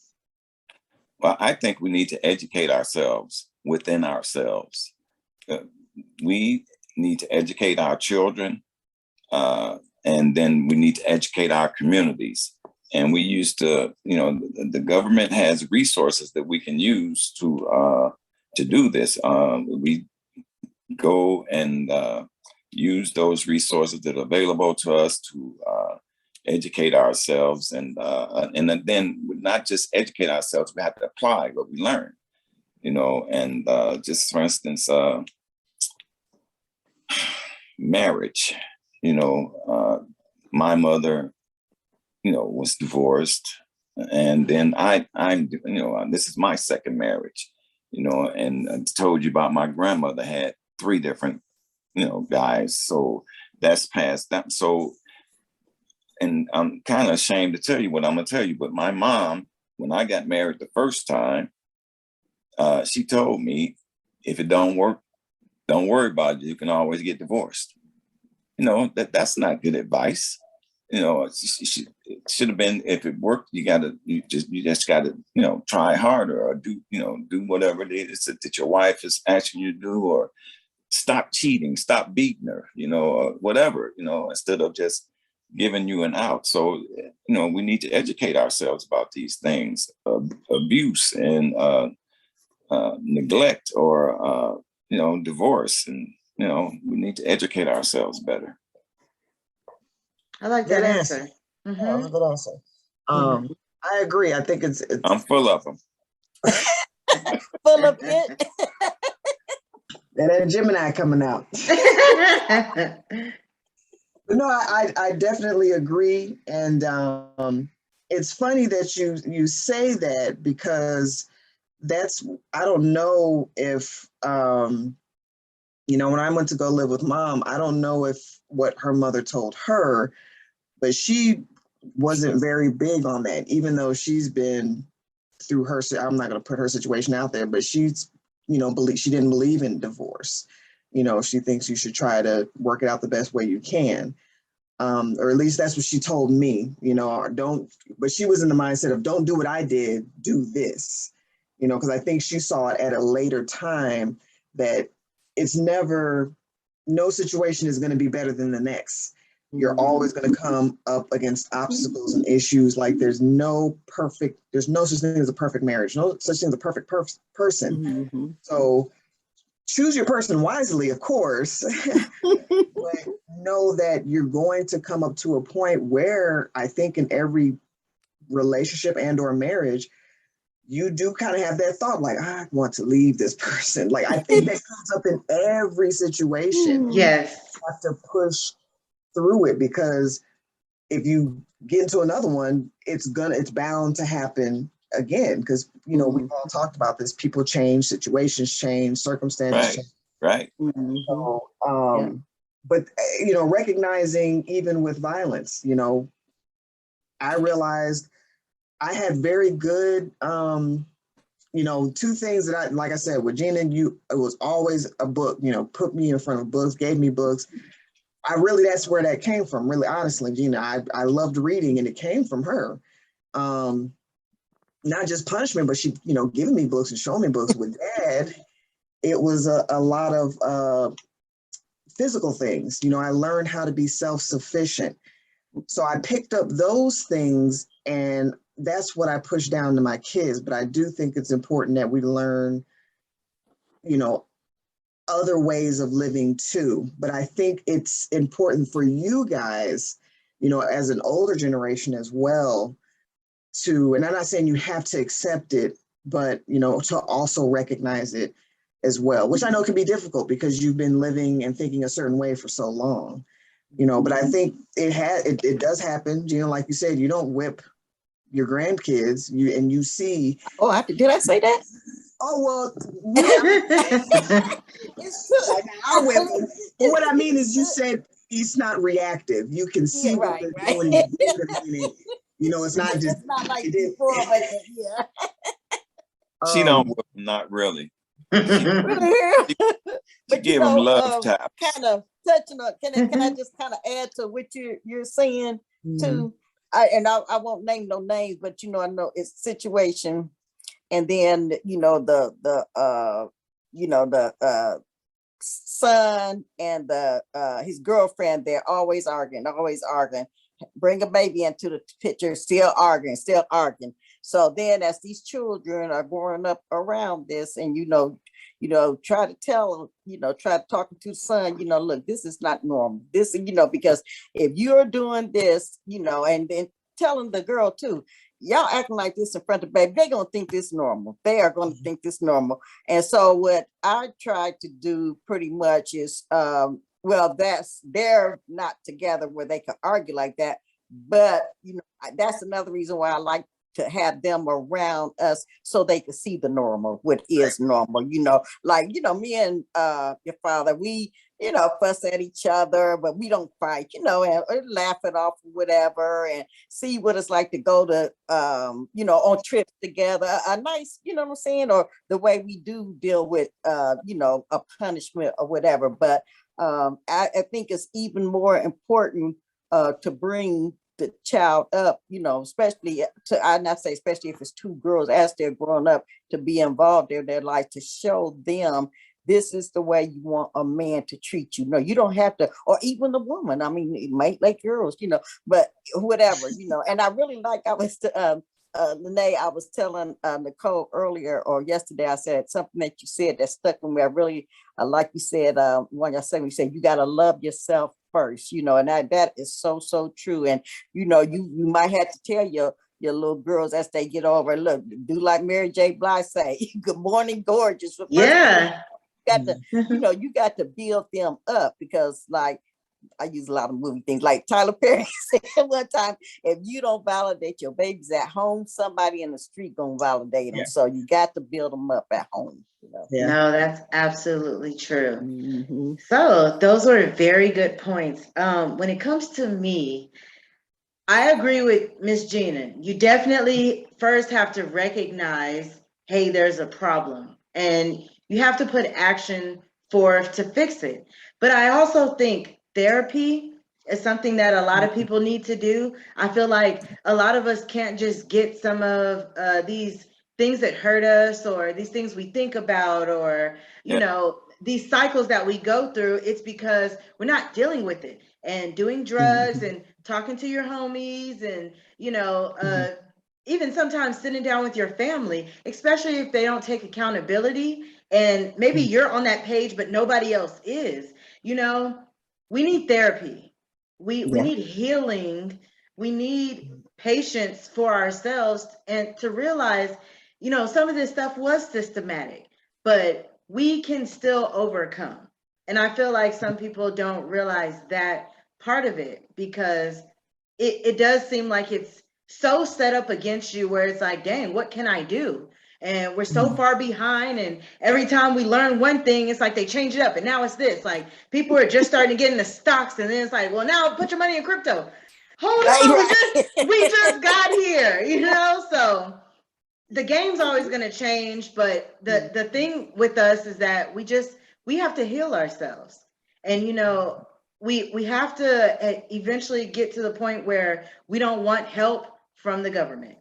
And I feel like that's something that really holds us back, because we go to them, or I don't want to say we, because I've never actually used any type of government assistance or anything like that. But there are a lot of single mothers who get the father out of the house, and now it's just the woman because she's getting a check from the government. You know, we have to learn how to really just stand on our own and like each other and help each other. And, you know, that's what I think it's going to take, you know, and maybe it just has to happen a little bit at a time. So, you know, Black people have to learn how to trust each other.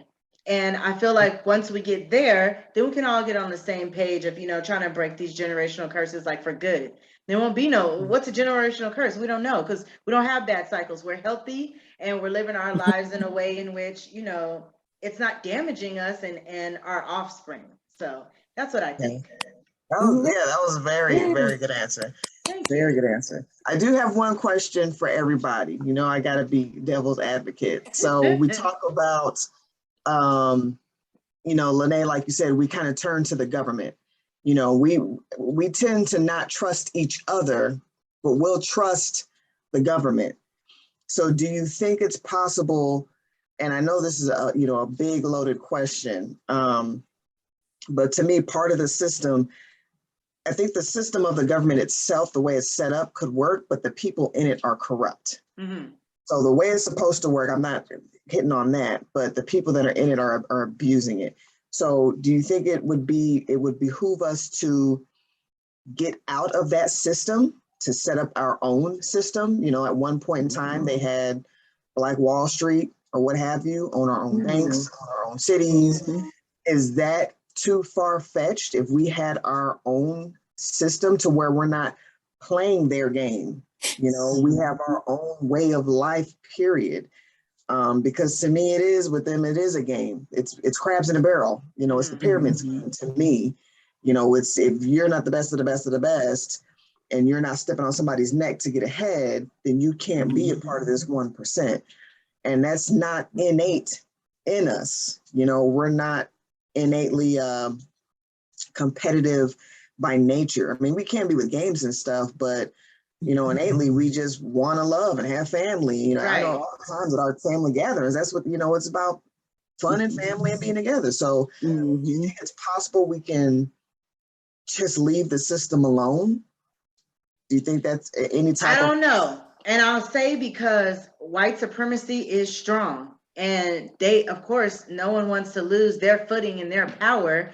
So my fear would only be that if we did try to do that and we were successful at it, the same thing that happened in Black Wall Street, like we would have to have an army, we'd have to have our own money, we'd have to really be set up in a way in which we were ready to fight white supremacy, because it's going to come for us. They're not just going to let you go off and buy some land and live happy and you know, and be using resources and things like that. So I feel like it can happen, but that would really take people getting on the same page. And I don't just mean Black people. I mean everybody who's not part of this white supremacy setup would have to decide, we're sick of this, and we all would have to go, because, you know, you have power in numbers, but we all have to be sick of it, I feel like, for that to actually happen.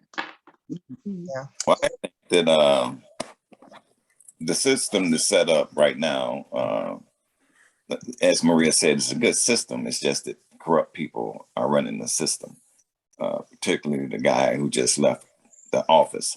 So if, you know, why set up a whole separate system when we can move in this system? You know, it's proven that we can get people in key places. We've already proven that with the presidency. You know, we have, I think, maybe 1 or 2 governors that are Black. We have multiple representatives. We got 2, maybe 3 senators. If what's the woman's name in Georgia that did all the campaigning to get those 2 Stacey senators? Abrams. Yeah, if we need 4 or 5 more, or 10 or 20 more Stacey Abrams around the country, not just in one area, around the country, to get us motivated in those different areas, and we can use the same system, Well, and that what she called the white supremacy people. Once we get that into the system, then, they'll have to play by the rules, because we'll enforce the rules. A lot of things they do are illegal, so lock them up. Like they said, Hillary Clinton, lock them up. So I think this system will work if we just, move into the system and get some measure of control of the system that's in place. and I agree with that, but as we were talking about, it's systematically set up to keep us. There's just enough of us to be, like you said, 1 or 2 governors. We've had 1 president. I mean, we can't enforce what we need to because they inundate everything. They're doing the hiring, they're doing and yeah, you have voting, but to what extent? All the other positions below that are hired in. And if we, to take over the system, seems like it would take much longer than to start a new system. Starting a new system is just building trust between each other. You know what I mean? Like Lenee said, if we built our trust, but you'd have to be prepared, because you don't have our people spend almost, I think 60% of the American GDP or whatever. I mean, we're billions and billions and billions of dollars every year come from us. And we put it into the system, where other cultures put it into their own culture. Asians and Indians and people from other areas, they have their own little setup where they get money in that we give them from the stuff that they make, and then they put it into their own culture. But we don't do that. We don't build our own little community. I honestly don't know if that can happen, Maria. I really don't, because we don't trust one another. Why do we not trust one another? That's a good question. Crabs in a barrel. Now, wait a minute. Okay, are we talking about pretty much like a separate community, to like the way Black Wall Street were? Is that pretty much what you're saying? Have another Black Wall Street? Are you talking about even have our own currency and all of that? I use Black Wall Street because that's the only example that I have. Right. We've never had it in, before that, it was the barter and trading system. You're talking about probably thousands of years ago, before, what we had was our own. The way it's set up now, I would think it would be better if we had our own currency, because if we still use their currency, we're still part of their system. They still have some sort of control, which, as we see with Bitcoin, even though that's not a real currency, it's not difficult. And there's some small communities where they have their own currency, their own sewer system, their own grids. Everything is separate, and it's their people. It's their people that have come together who wanted to separate themselves. They live off grid, and they have their own currency. And most of it's a trading and bartering system. Never heard of it. I'll send you the article. They go out now, and me and Lenee were talking about this. But they're still part of the system. There was the family of 19 that we were talking about that bought a little piece of land. Oh no, they bought a town. Yeah, they bought an old town. Now again, they're still using the currency, and they're still probably paying taxes and things like that. But they're separate. They have, I don't know any of my neighbor. I know my neighbor across the street. I know their name. I don't know any of my other neighbors' name. I have to look at them like, always with a side eye, because I don't like too. that. And all my neighbors are Black. And I'm like, why don't I know y'all? I moved here to be in the presence of more Black people, because I was raised in Hispanic culture. All I wanted to do was I need to be around some Black folks. Where do I gotta go? So my options when I was ready to move were Houston, Atlanta, or Charlotte, North Carolina. And here I am in Charlotte, North Carolina, around some Black folks. But we don't talk to each other. I'm like, I'm here. I've been wanting to be around y'all. What's up? No one's like open. No one. Everyone is just like, girl, we do not know you. I've been called a transplant. I'm just like, I yearn to be part of my community. I'm here, and y'all don't want me. You know. So it's just like we really got to get past that. We got to get past that. Yeah, because I was thinking if thinking of a something like a Black Wall Street, and I could see how they did that, and I was wondering. I think over time, if somebody tried to do that in a community, or like you said, somebody who bought a town or whatever, and then the money, they have all the necessities that's needed for the people, and that's who you buy from. That's keeping the money in that community, but. Outside of something like that, I don't know. Sometimes, we as Black people, for some reason, we don't support one another for whatever reason. I don't, like somebody mentioned crabs in a barrel or stuff, I don't understand it because, I mean, I think it's harder to do outside of a, community.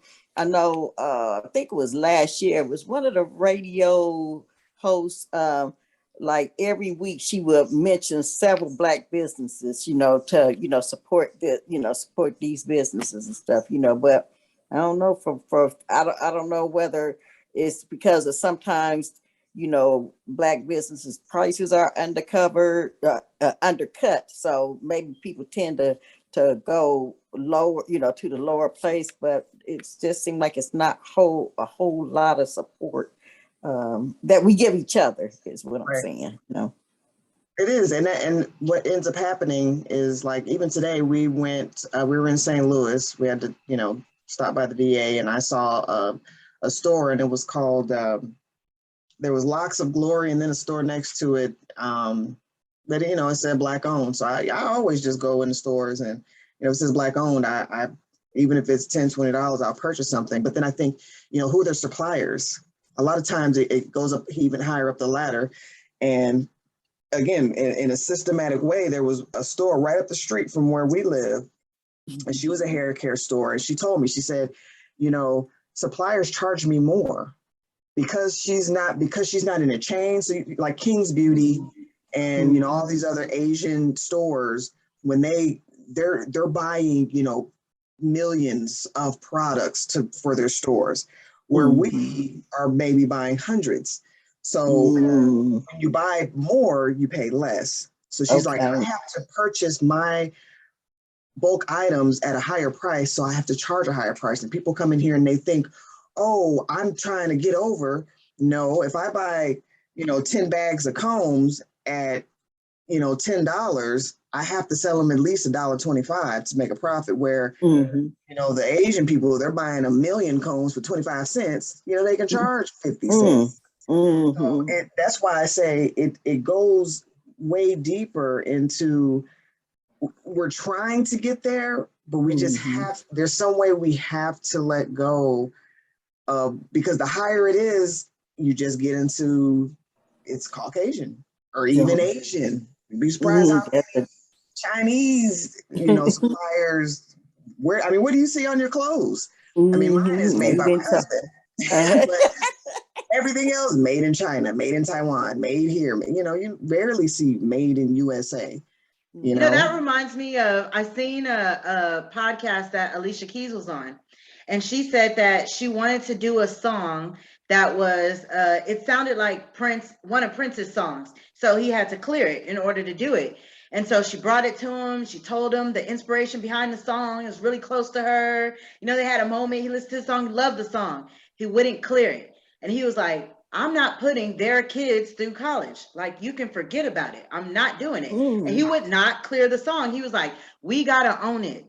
We got to own it. Like, no. Okay. And he wouldn't do it. And she was like, I learned a lesson that day about ownership from Prince. I got to own it. We are putting other people's kids through college. We are helping other people achieve their goals. Even me, I work a 9 to 5. I work in property management. for somebody else's property that I'm sending their kids to college, my hard work that I'm giving 40 hours of my week to, so it's just, we got to own it. We need to be able to own it. All the people who have passed away, think of because Michael Jackson started trying to own his stuff, died. Prince started trying to own his stuff, died. You'd be surprised, a lot of these, I say comedians, a lot of these artists, especially music artists, they're getting pennies on the dollar for their work. Now, granted, they're getting better than they used to, though. They're getting a lot better than they used to. Better, but when you look at people like James Brown and the guys that came before James Brown, they didn't get anything on their dollar. They got what they were given. But they should get, if they're writing it, I get the producer and the studio time and stuff like that. But if they're Michael Jackson and Prince wrote their stuff. All these new artists you see, if you go to the bottom, written by somebody from Sweden or whatever, I get that. But people who have actual talent, who are writing it, producing it, and actually, coming up with the beats and everything, and maybe just have to pay for studio time or somebody to make a video, they should be getting 80, 90%, and they should own it. The problem is owning it. And Dave Chappelle, he made a good point. He said with the whole, I don't know if you guys heard about his whole Netflix thing, because since he doesn't own Dave Chappelle, he was like, I messed up when I signed that contract with Comedy Central. It says, we will own this forever and in perpetuity throughout the known universe. What? He's like, he read that. He was like, forever and perpetuity. So that means even after his death, not even his kids, his grandkids, or I guess if another planet comes up, that. So on Mars, he can't even own this show. He can't own it.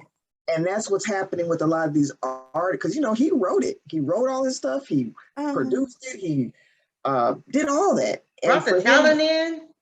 And for him to only get a small percentage, it may have been more than the comedians back in the day, but there's still, for them to do all that work and then just get a write-off or a payoff, that's still a smack in the face.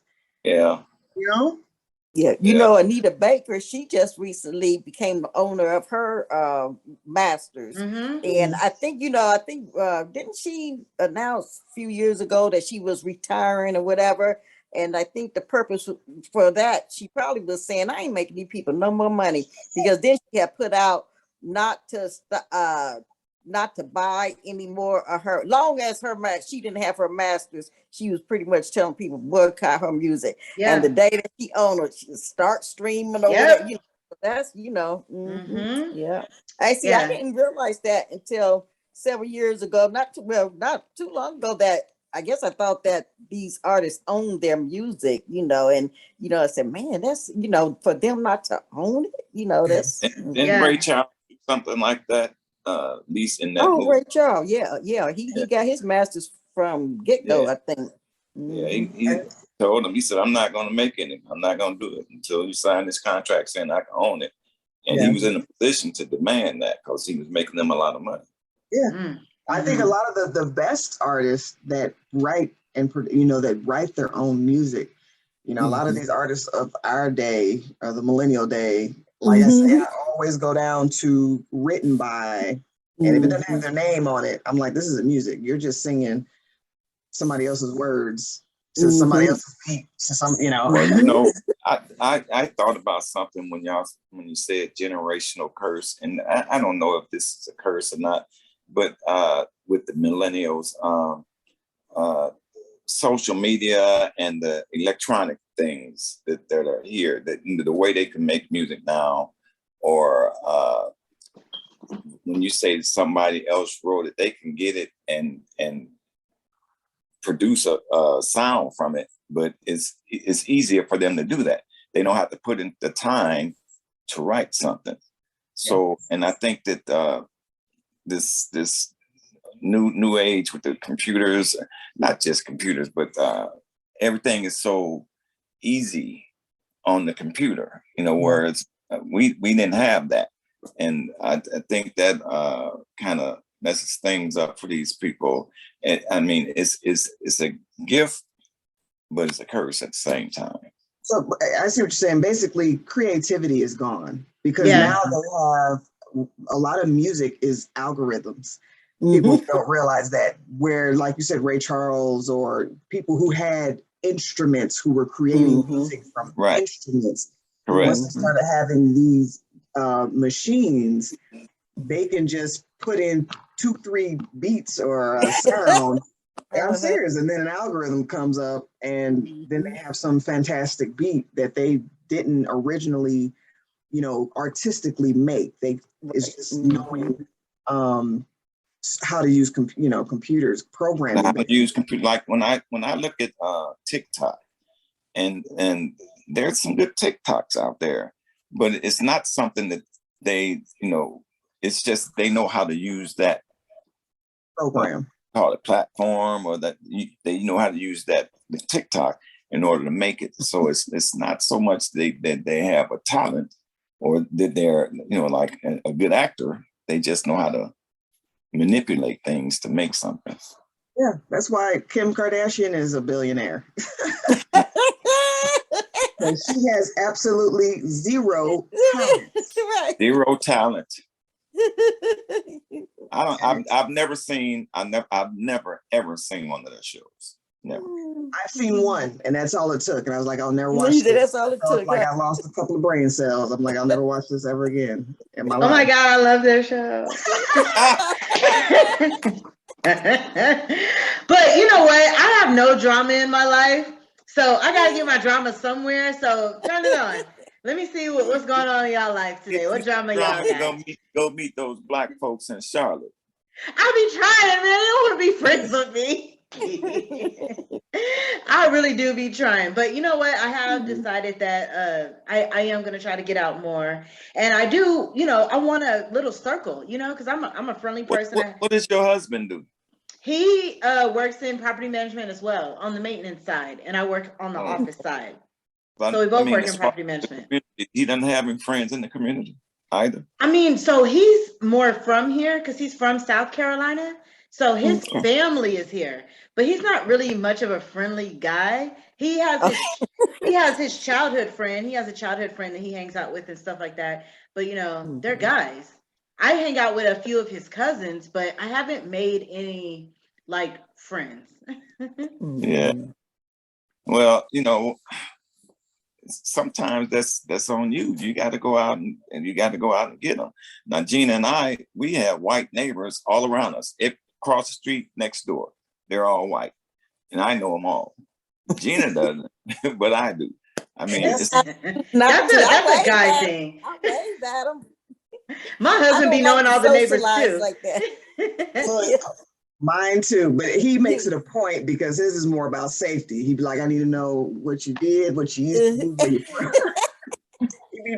Wait, that car don't be there usually. Right. That's a guy thing, I guess. I think it's good to know your neighbors. I really do. Our neighbors, they'll look out for us because they know we travel, so they'll watch out for us. I figure, long as one, know them, I don't need to know them too. So that's how I kind of feel. And I wave, and I preach. They're really good neighbors too. Those are the best neighbors for what they do for us without even asking. We're the senior citizens on the block. Aww. They came over. They'll come over and shovel our driveway. Without us asking, they just come over and shovel it. And you know what? Really nice. My husband does that. He takes a lot of times when the trash is out, when the trash runs. Well, we just got some new neighbors across the street. He doesn't do it for them because but for most of our other neighbors, he takes the trash up. Because we had a lot of Air Force over here, but actually we're having a bigger turnover. But he takes their trash up. He'll shovel the driveway if he can. But it's still, for me, it's still, and I guess maybe it is a guy thing because it's funny. We just got new neighbors to the left of us, and it's a husband and wife, and the guys talk, and I've seen the wife, and we were just kind of like. And even the lady across the street, we've been here since 2012, and they've been across the street from us before we were here. And I've spoken to her twice. Probably. See, that's part of the problem. And you're sitting here asking us how can we get past this certain thing, you know? I've tried. Even when I had a get together over here, a natural hair party, and she knew one of the people that was over here, and she came over here, came in, talked to everybody, and did not speak to me. Now, maybe I should let that go, but that pissed me off. She wouldn't be coming in my house anymore. Yeah, she came in and she was like, I know, she literally looked, I know your friend, and they talked, and then she just left, didn't say, hey, what you doing? Can I join? Nothing.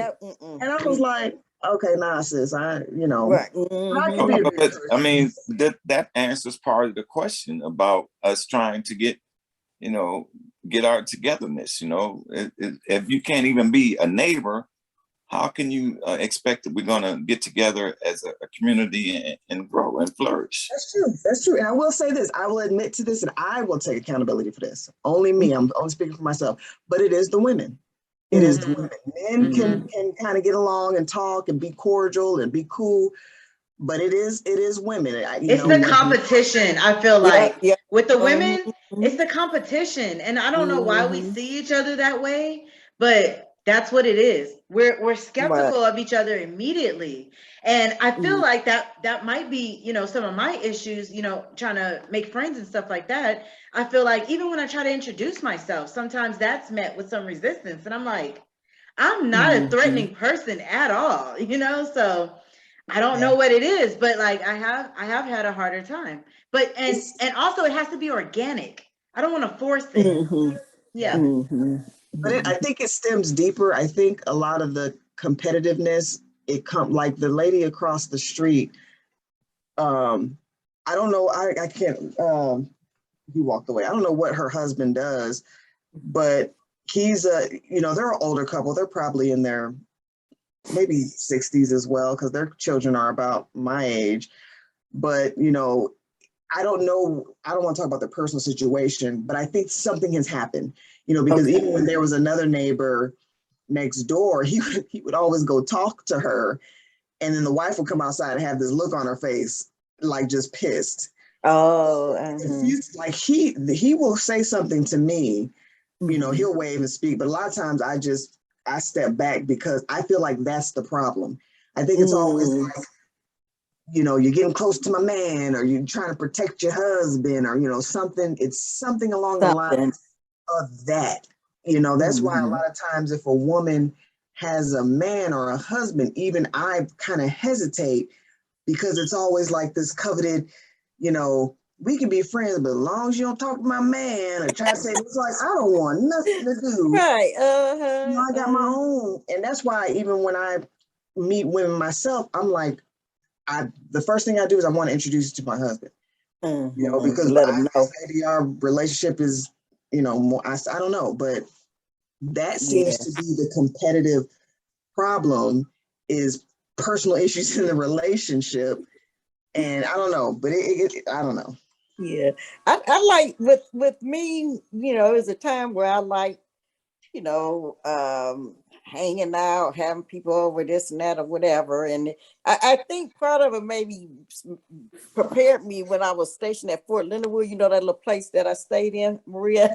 And it was a lady that would have me, and she was an older lady. I think she had to be a military, I think she was a widow. But anyway, sometimes she would ask me if I would get her medicine since I worked at the hospital.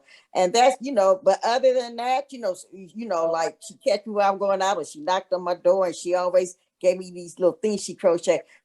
Never came over to just chit chat, and I never went over her place to chit chat. And then once I retired and I was here, to me, my home is my castle. I don't want to be bothered, really. I'm fine with just wait. No, don't come and sit and talk on. No. you know, you know, it's just I want to just enjoy being by myself. You know. I was drifting off. I said, but that's, you know, because I feel if it was really, if me, you know, say we get really, really friendly, then they be coming over, and then they be, you know, they know you're home, and, you know, and I myself, I just don't want that. Plus, I tell you further, I'm an introvert. He's an extrovert. He probably know people on 2 streets over. So he I do. Yeah, he goes out of his way to talk to people, out of Oh, his way. I ride my bike around the community and I see somebody out in their yard and I'll stop and talk. You know, black or white, doesn't matter. Yeah. Doesn't I matter like what they're that. doing, what If type we of could person. adapt some of that, we need some of that. Yeah. Well, get on your bicycle. And I have a bike too. Well, I figure, you know, and not, you know, have to get on a bike, but just go out in your community and especially when you don't just talk to your neighbor, say hello, you know. No, I absolutely do. I always speak to my neighbor. One of them doesn't respond. She acts like she don't hear me, but I know she heard me. And we both have dogs. So we catch each other going out, you know, kind of leaving our apartment at the same time to take our dog out. And even this morning, I was like, good morning. She just like, hurry up and get in the house. And I'm like, I know you heard me. The other lady, her husband speaks all the time. Me and him, he'll see me going to work. He'll speak to me and my husband, but she don't really speak. And then the other lady, I just seen her for the first time today. I don't know what shift she works, but I never see her. But I seen her and the son going in today, and we did talk because her son was looking at my dog. I was taking my dog out, and we did have a conversation. We smiled at each other and everything like that, and we spoke. You know, we didn't become friends, but we did speak. Right. We have that. So I'm a speaker, no matter what. I'm very much an extrovert too. So if I see you, I'm gonna speak to you. I'm gonna smile at you. Like, I'm approachable. I'm not, you know, like. There's no reason why anyone should be fearing me or anything like that, but some people just are not on that wave, and I don't want to force it. And so once I see you don't want to speak to me, now I'm avoiding you too. I'm like, that goes back to the question, you know, how are we going to get past that? You know, with people behaving like that, not even want to speak to you. You know, how can you get them to talk to you about even moving forward with something like a movement or what Maria's trying to say, get our own somewhere. You know, they're not gonna yeah. You just don't. You find your own tribe. You find those people who are like-minded, who want to get on the same page with you. And like those 19 families, y'all get together, y'all put y'all's money together, and y'all go off and you start your own community.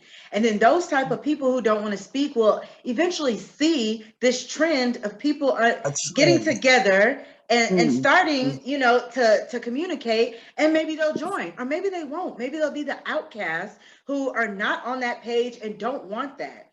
That's okay too. You know, that's not going to stop me from reaching my own goal of having a togetherness. But it just takes you finding your tribe, those like-minded people who have the same ideals as you, and y'all pushing forward together. And whoever wants to get on that train, they can. But if you don't, stay away, because you're counterproductive and we don't need you on this train when we're trying to get together. And that's how I feel like it has to start. And then eventually, like, let's say Black Wall Street never got tore down. I bet you'd see a bunch of them pop up because they're like, oh, this is successful. We got the business model, obviously. All we got to do is take that and transplant that over here and over here and over here. And now you got all these thriving Black communities going. Now, all we need to do is get rid of the white supremacy. We didn't have that. We could thrive, you know, but it just takes finding those like-minded people who have the same goals. That's what I think. And you know what? You use the perfect word. It has to be a trend. You know who you don't see doing that? You don't see Beyonce doing it. You don't see Rihanna doing it. And you wonder why. Now, they got all the money in the world. They can do it with each other. I'm not saying live with each other or anything like that, but you don't see a lot of them hanging out and forming like these groups and sharing their wealth. A lot of them, they can't. They cannot, because we can't see. If they started that movement having as much money as they have, that's detrimental to white supremacy. So I feel like it will be shut down immediately. I don't think they're not doing it behind the scenes, but I feel like it might not be something that they could do at that magnitude, having that much money in a public way without the enforcers coming to shut that shit down. Then all of a sudden, oh, you raped someone 10 years ago. Now you're going to jail. Or, oh, you stole this. Or then shit starts coming out the woodworks. And then next thing you know, it's untrustworthy and shit gets dismantled. So that type of stuff needs to happen probably, in the background. And then, eventually, that's just what I think. I'm not an expert. And I agree. And I think that's why it's systematic, because I think with the amount of clout and public, well, I don't know what to call it, but Beyonce is, I mean, she has a lot of power. Mm-hmm. She has a religion after her, Really? Yeah. It was a girl. Crazy. It was a girl who was like, "Oh, I can't take my test today because it's Beyonce something," and the guy was like, "Excuse me," and they have a religion after this woman. But the Beyoncés, the Rihannas, the Oprahs, if they were to get together, and you're right, it would be. So my thing is, they have to know this. Yeah. They have to know this. There's no way that not one of them says, "Hey, if I put my billion with your billion, we got 2 billion. We can really do something."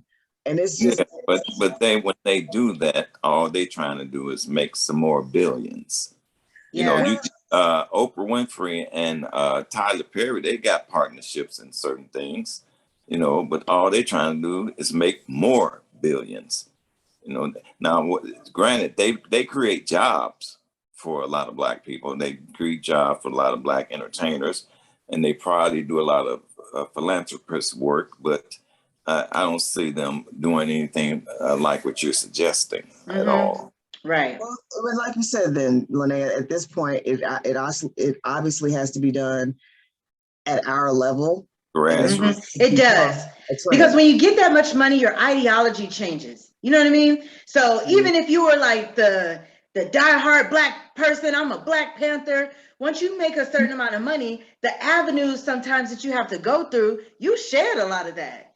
You lose your facial hair and you turn into, well, hi, Chuck. You get not all of them, but some of them turn into that. You become a sellout. That's exactly what happens, because in order for a Black man to get that much money, what'd you have to do that? And I'm not saying, yes, people work hard, but there's gatekeepers. You know what I mean? So sometimes your ideology changes. But what happens too when people start getting money?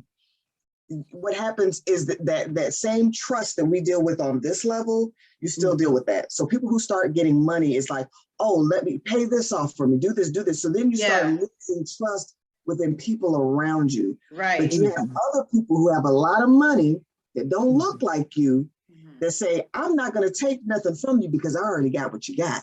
Yeah. So then you start trusting them. Right. So it's still a system to where we're going to let a few of y'all come up here. Yeah. But we're going to let you know that them down there, they only want you for your money. Yeah, it's true. Yes. Money does change things, changes the way you think, and a lot of those people are around, not us. And that's I don't want to go into a whole nother topic, but I mean, I feel like that's a reason why a lot of those Black men that have a lot of money are dating or marrying these white women. It's because, there's a plethora of them that are around, that are exposed to this amount of money already, that don't want anything from them, So, okay. So before we get to 3 hours, let's go ahead. And I just want to thank you guys so much for joining us today on Live from 1985, the podcast, for sharing your opinions and your experiences. Because they mean a lot to us and they mean a lot to a lot of people. Y'all are our elders, and we got to protect y'all, because if we don't, who else is going to, So I appreciate you guys taking the time out to share with us today. Yes, and can I just say one? Oh, yeah, no, go ahead. I just want to say one, in saying, get ready to say goodbye, I guess, and Lenee, it was really nice to finally meet you. Believe it or not, I've heard a lot about you, especially how and I said, oh, when y'all first started doing this. So I said, oh, okay, I said, because I never met you personally, but I know you and Maria were friends from way back, and I was just so happy that y'all had connected, and I really think that this is good. This podcast is really good, and y'all doing a great job. Oh, thank you. We love it. Yeah, and I too am proud of both of you guys for doing this, and I certainly appreciate y'all taking the brave opportunity of having Gina on here. I said, ooh, why they want us? And I'll say that it's been, I think you must have been a teenager the last time I saw you, so I'm glad for you and what you're doing, and just anytime you want to have us back, we're happy to do it. Well, I guess I'll say my little piece. I really appreciate you guys for coming on here. I couldn't think of two better people. Y'all watered it down a little bit. Y'all was being good on this podcast. Y'all were being good. And we were nice. Y'all being nice. But no, I do want to honestly say, if it weren't for my life experiences, I wouldn't strive and aspire for the things that I strive and aspire for. And a lot of it was my parents, you and Dad, and even my mom. It's a lot of it is credited towards you guys. So of course, I'm going to probably ask you again to be on another podcast. You guys you have a lot of knowledge. You have a lot of wisdom, intelligence, and I was lucky. I tell people all the time, I was really, really lucky to have the type of environment that I had, because it was nothing but always, like I said, even though Dad forced me to play the saxophone and forced me to do, it was always to make me be a better person, Mm-hmm. And some parents don't do that. Some parents don't care. So that, to me, I didn't have really generational curses that I had to deal with, because my parents always pushed me to do and be the best that I can. So they broke those chains. Yeah, they did. A part of it really was, some of, I think I don't know, but I would assume or presume that they saw something and said, well, we're going to do this because we want this to be different with our children. So, I appreciate that, and thank you for coming on, and thank you for the life that you gave me. Thank you. You were always such a joy, Maria. I always thought you were just so smart, and still do. But Maria, she is so smart. Maria, I thought you could do anything, and still do. Because remember one time I said that you'd be a good lawyer. Oh, I never forget that. But the funny thing was, it was because I was always arguing. I didn't like being wrong. And she was like, you'd be a good lawyer. She didn't argue with me. I didn't realize how much you look like Russell. Me? Yeah, you.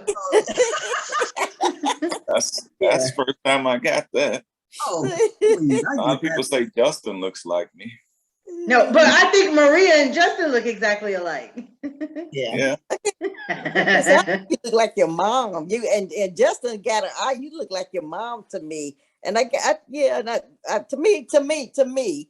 And then Shalice got your smile, but you and Justin both the eyes especially. So yeah, I think it depends, because when I'm around her, people say I look just like her. You look just like when her. I'm around him, they say I look like him. So okay, well, I'm gonna wrap this up. Thank you guys for joining us tonight, and that has been episode 10. And we will see you next time. Okay, thank you for having us. Bye-bye.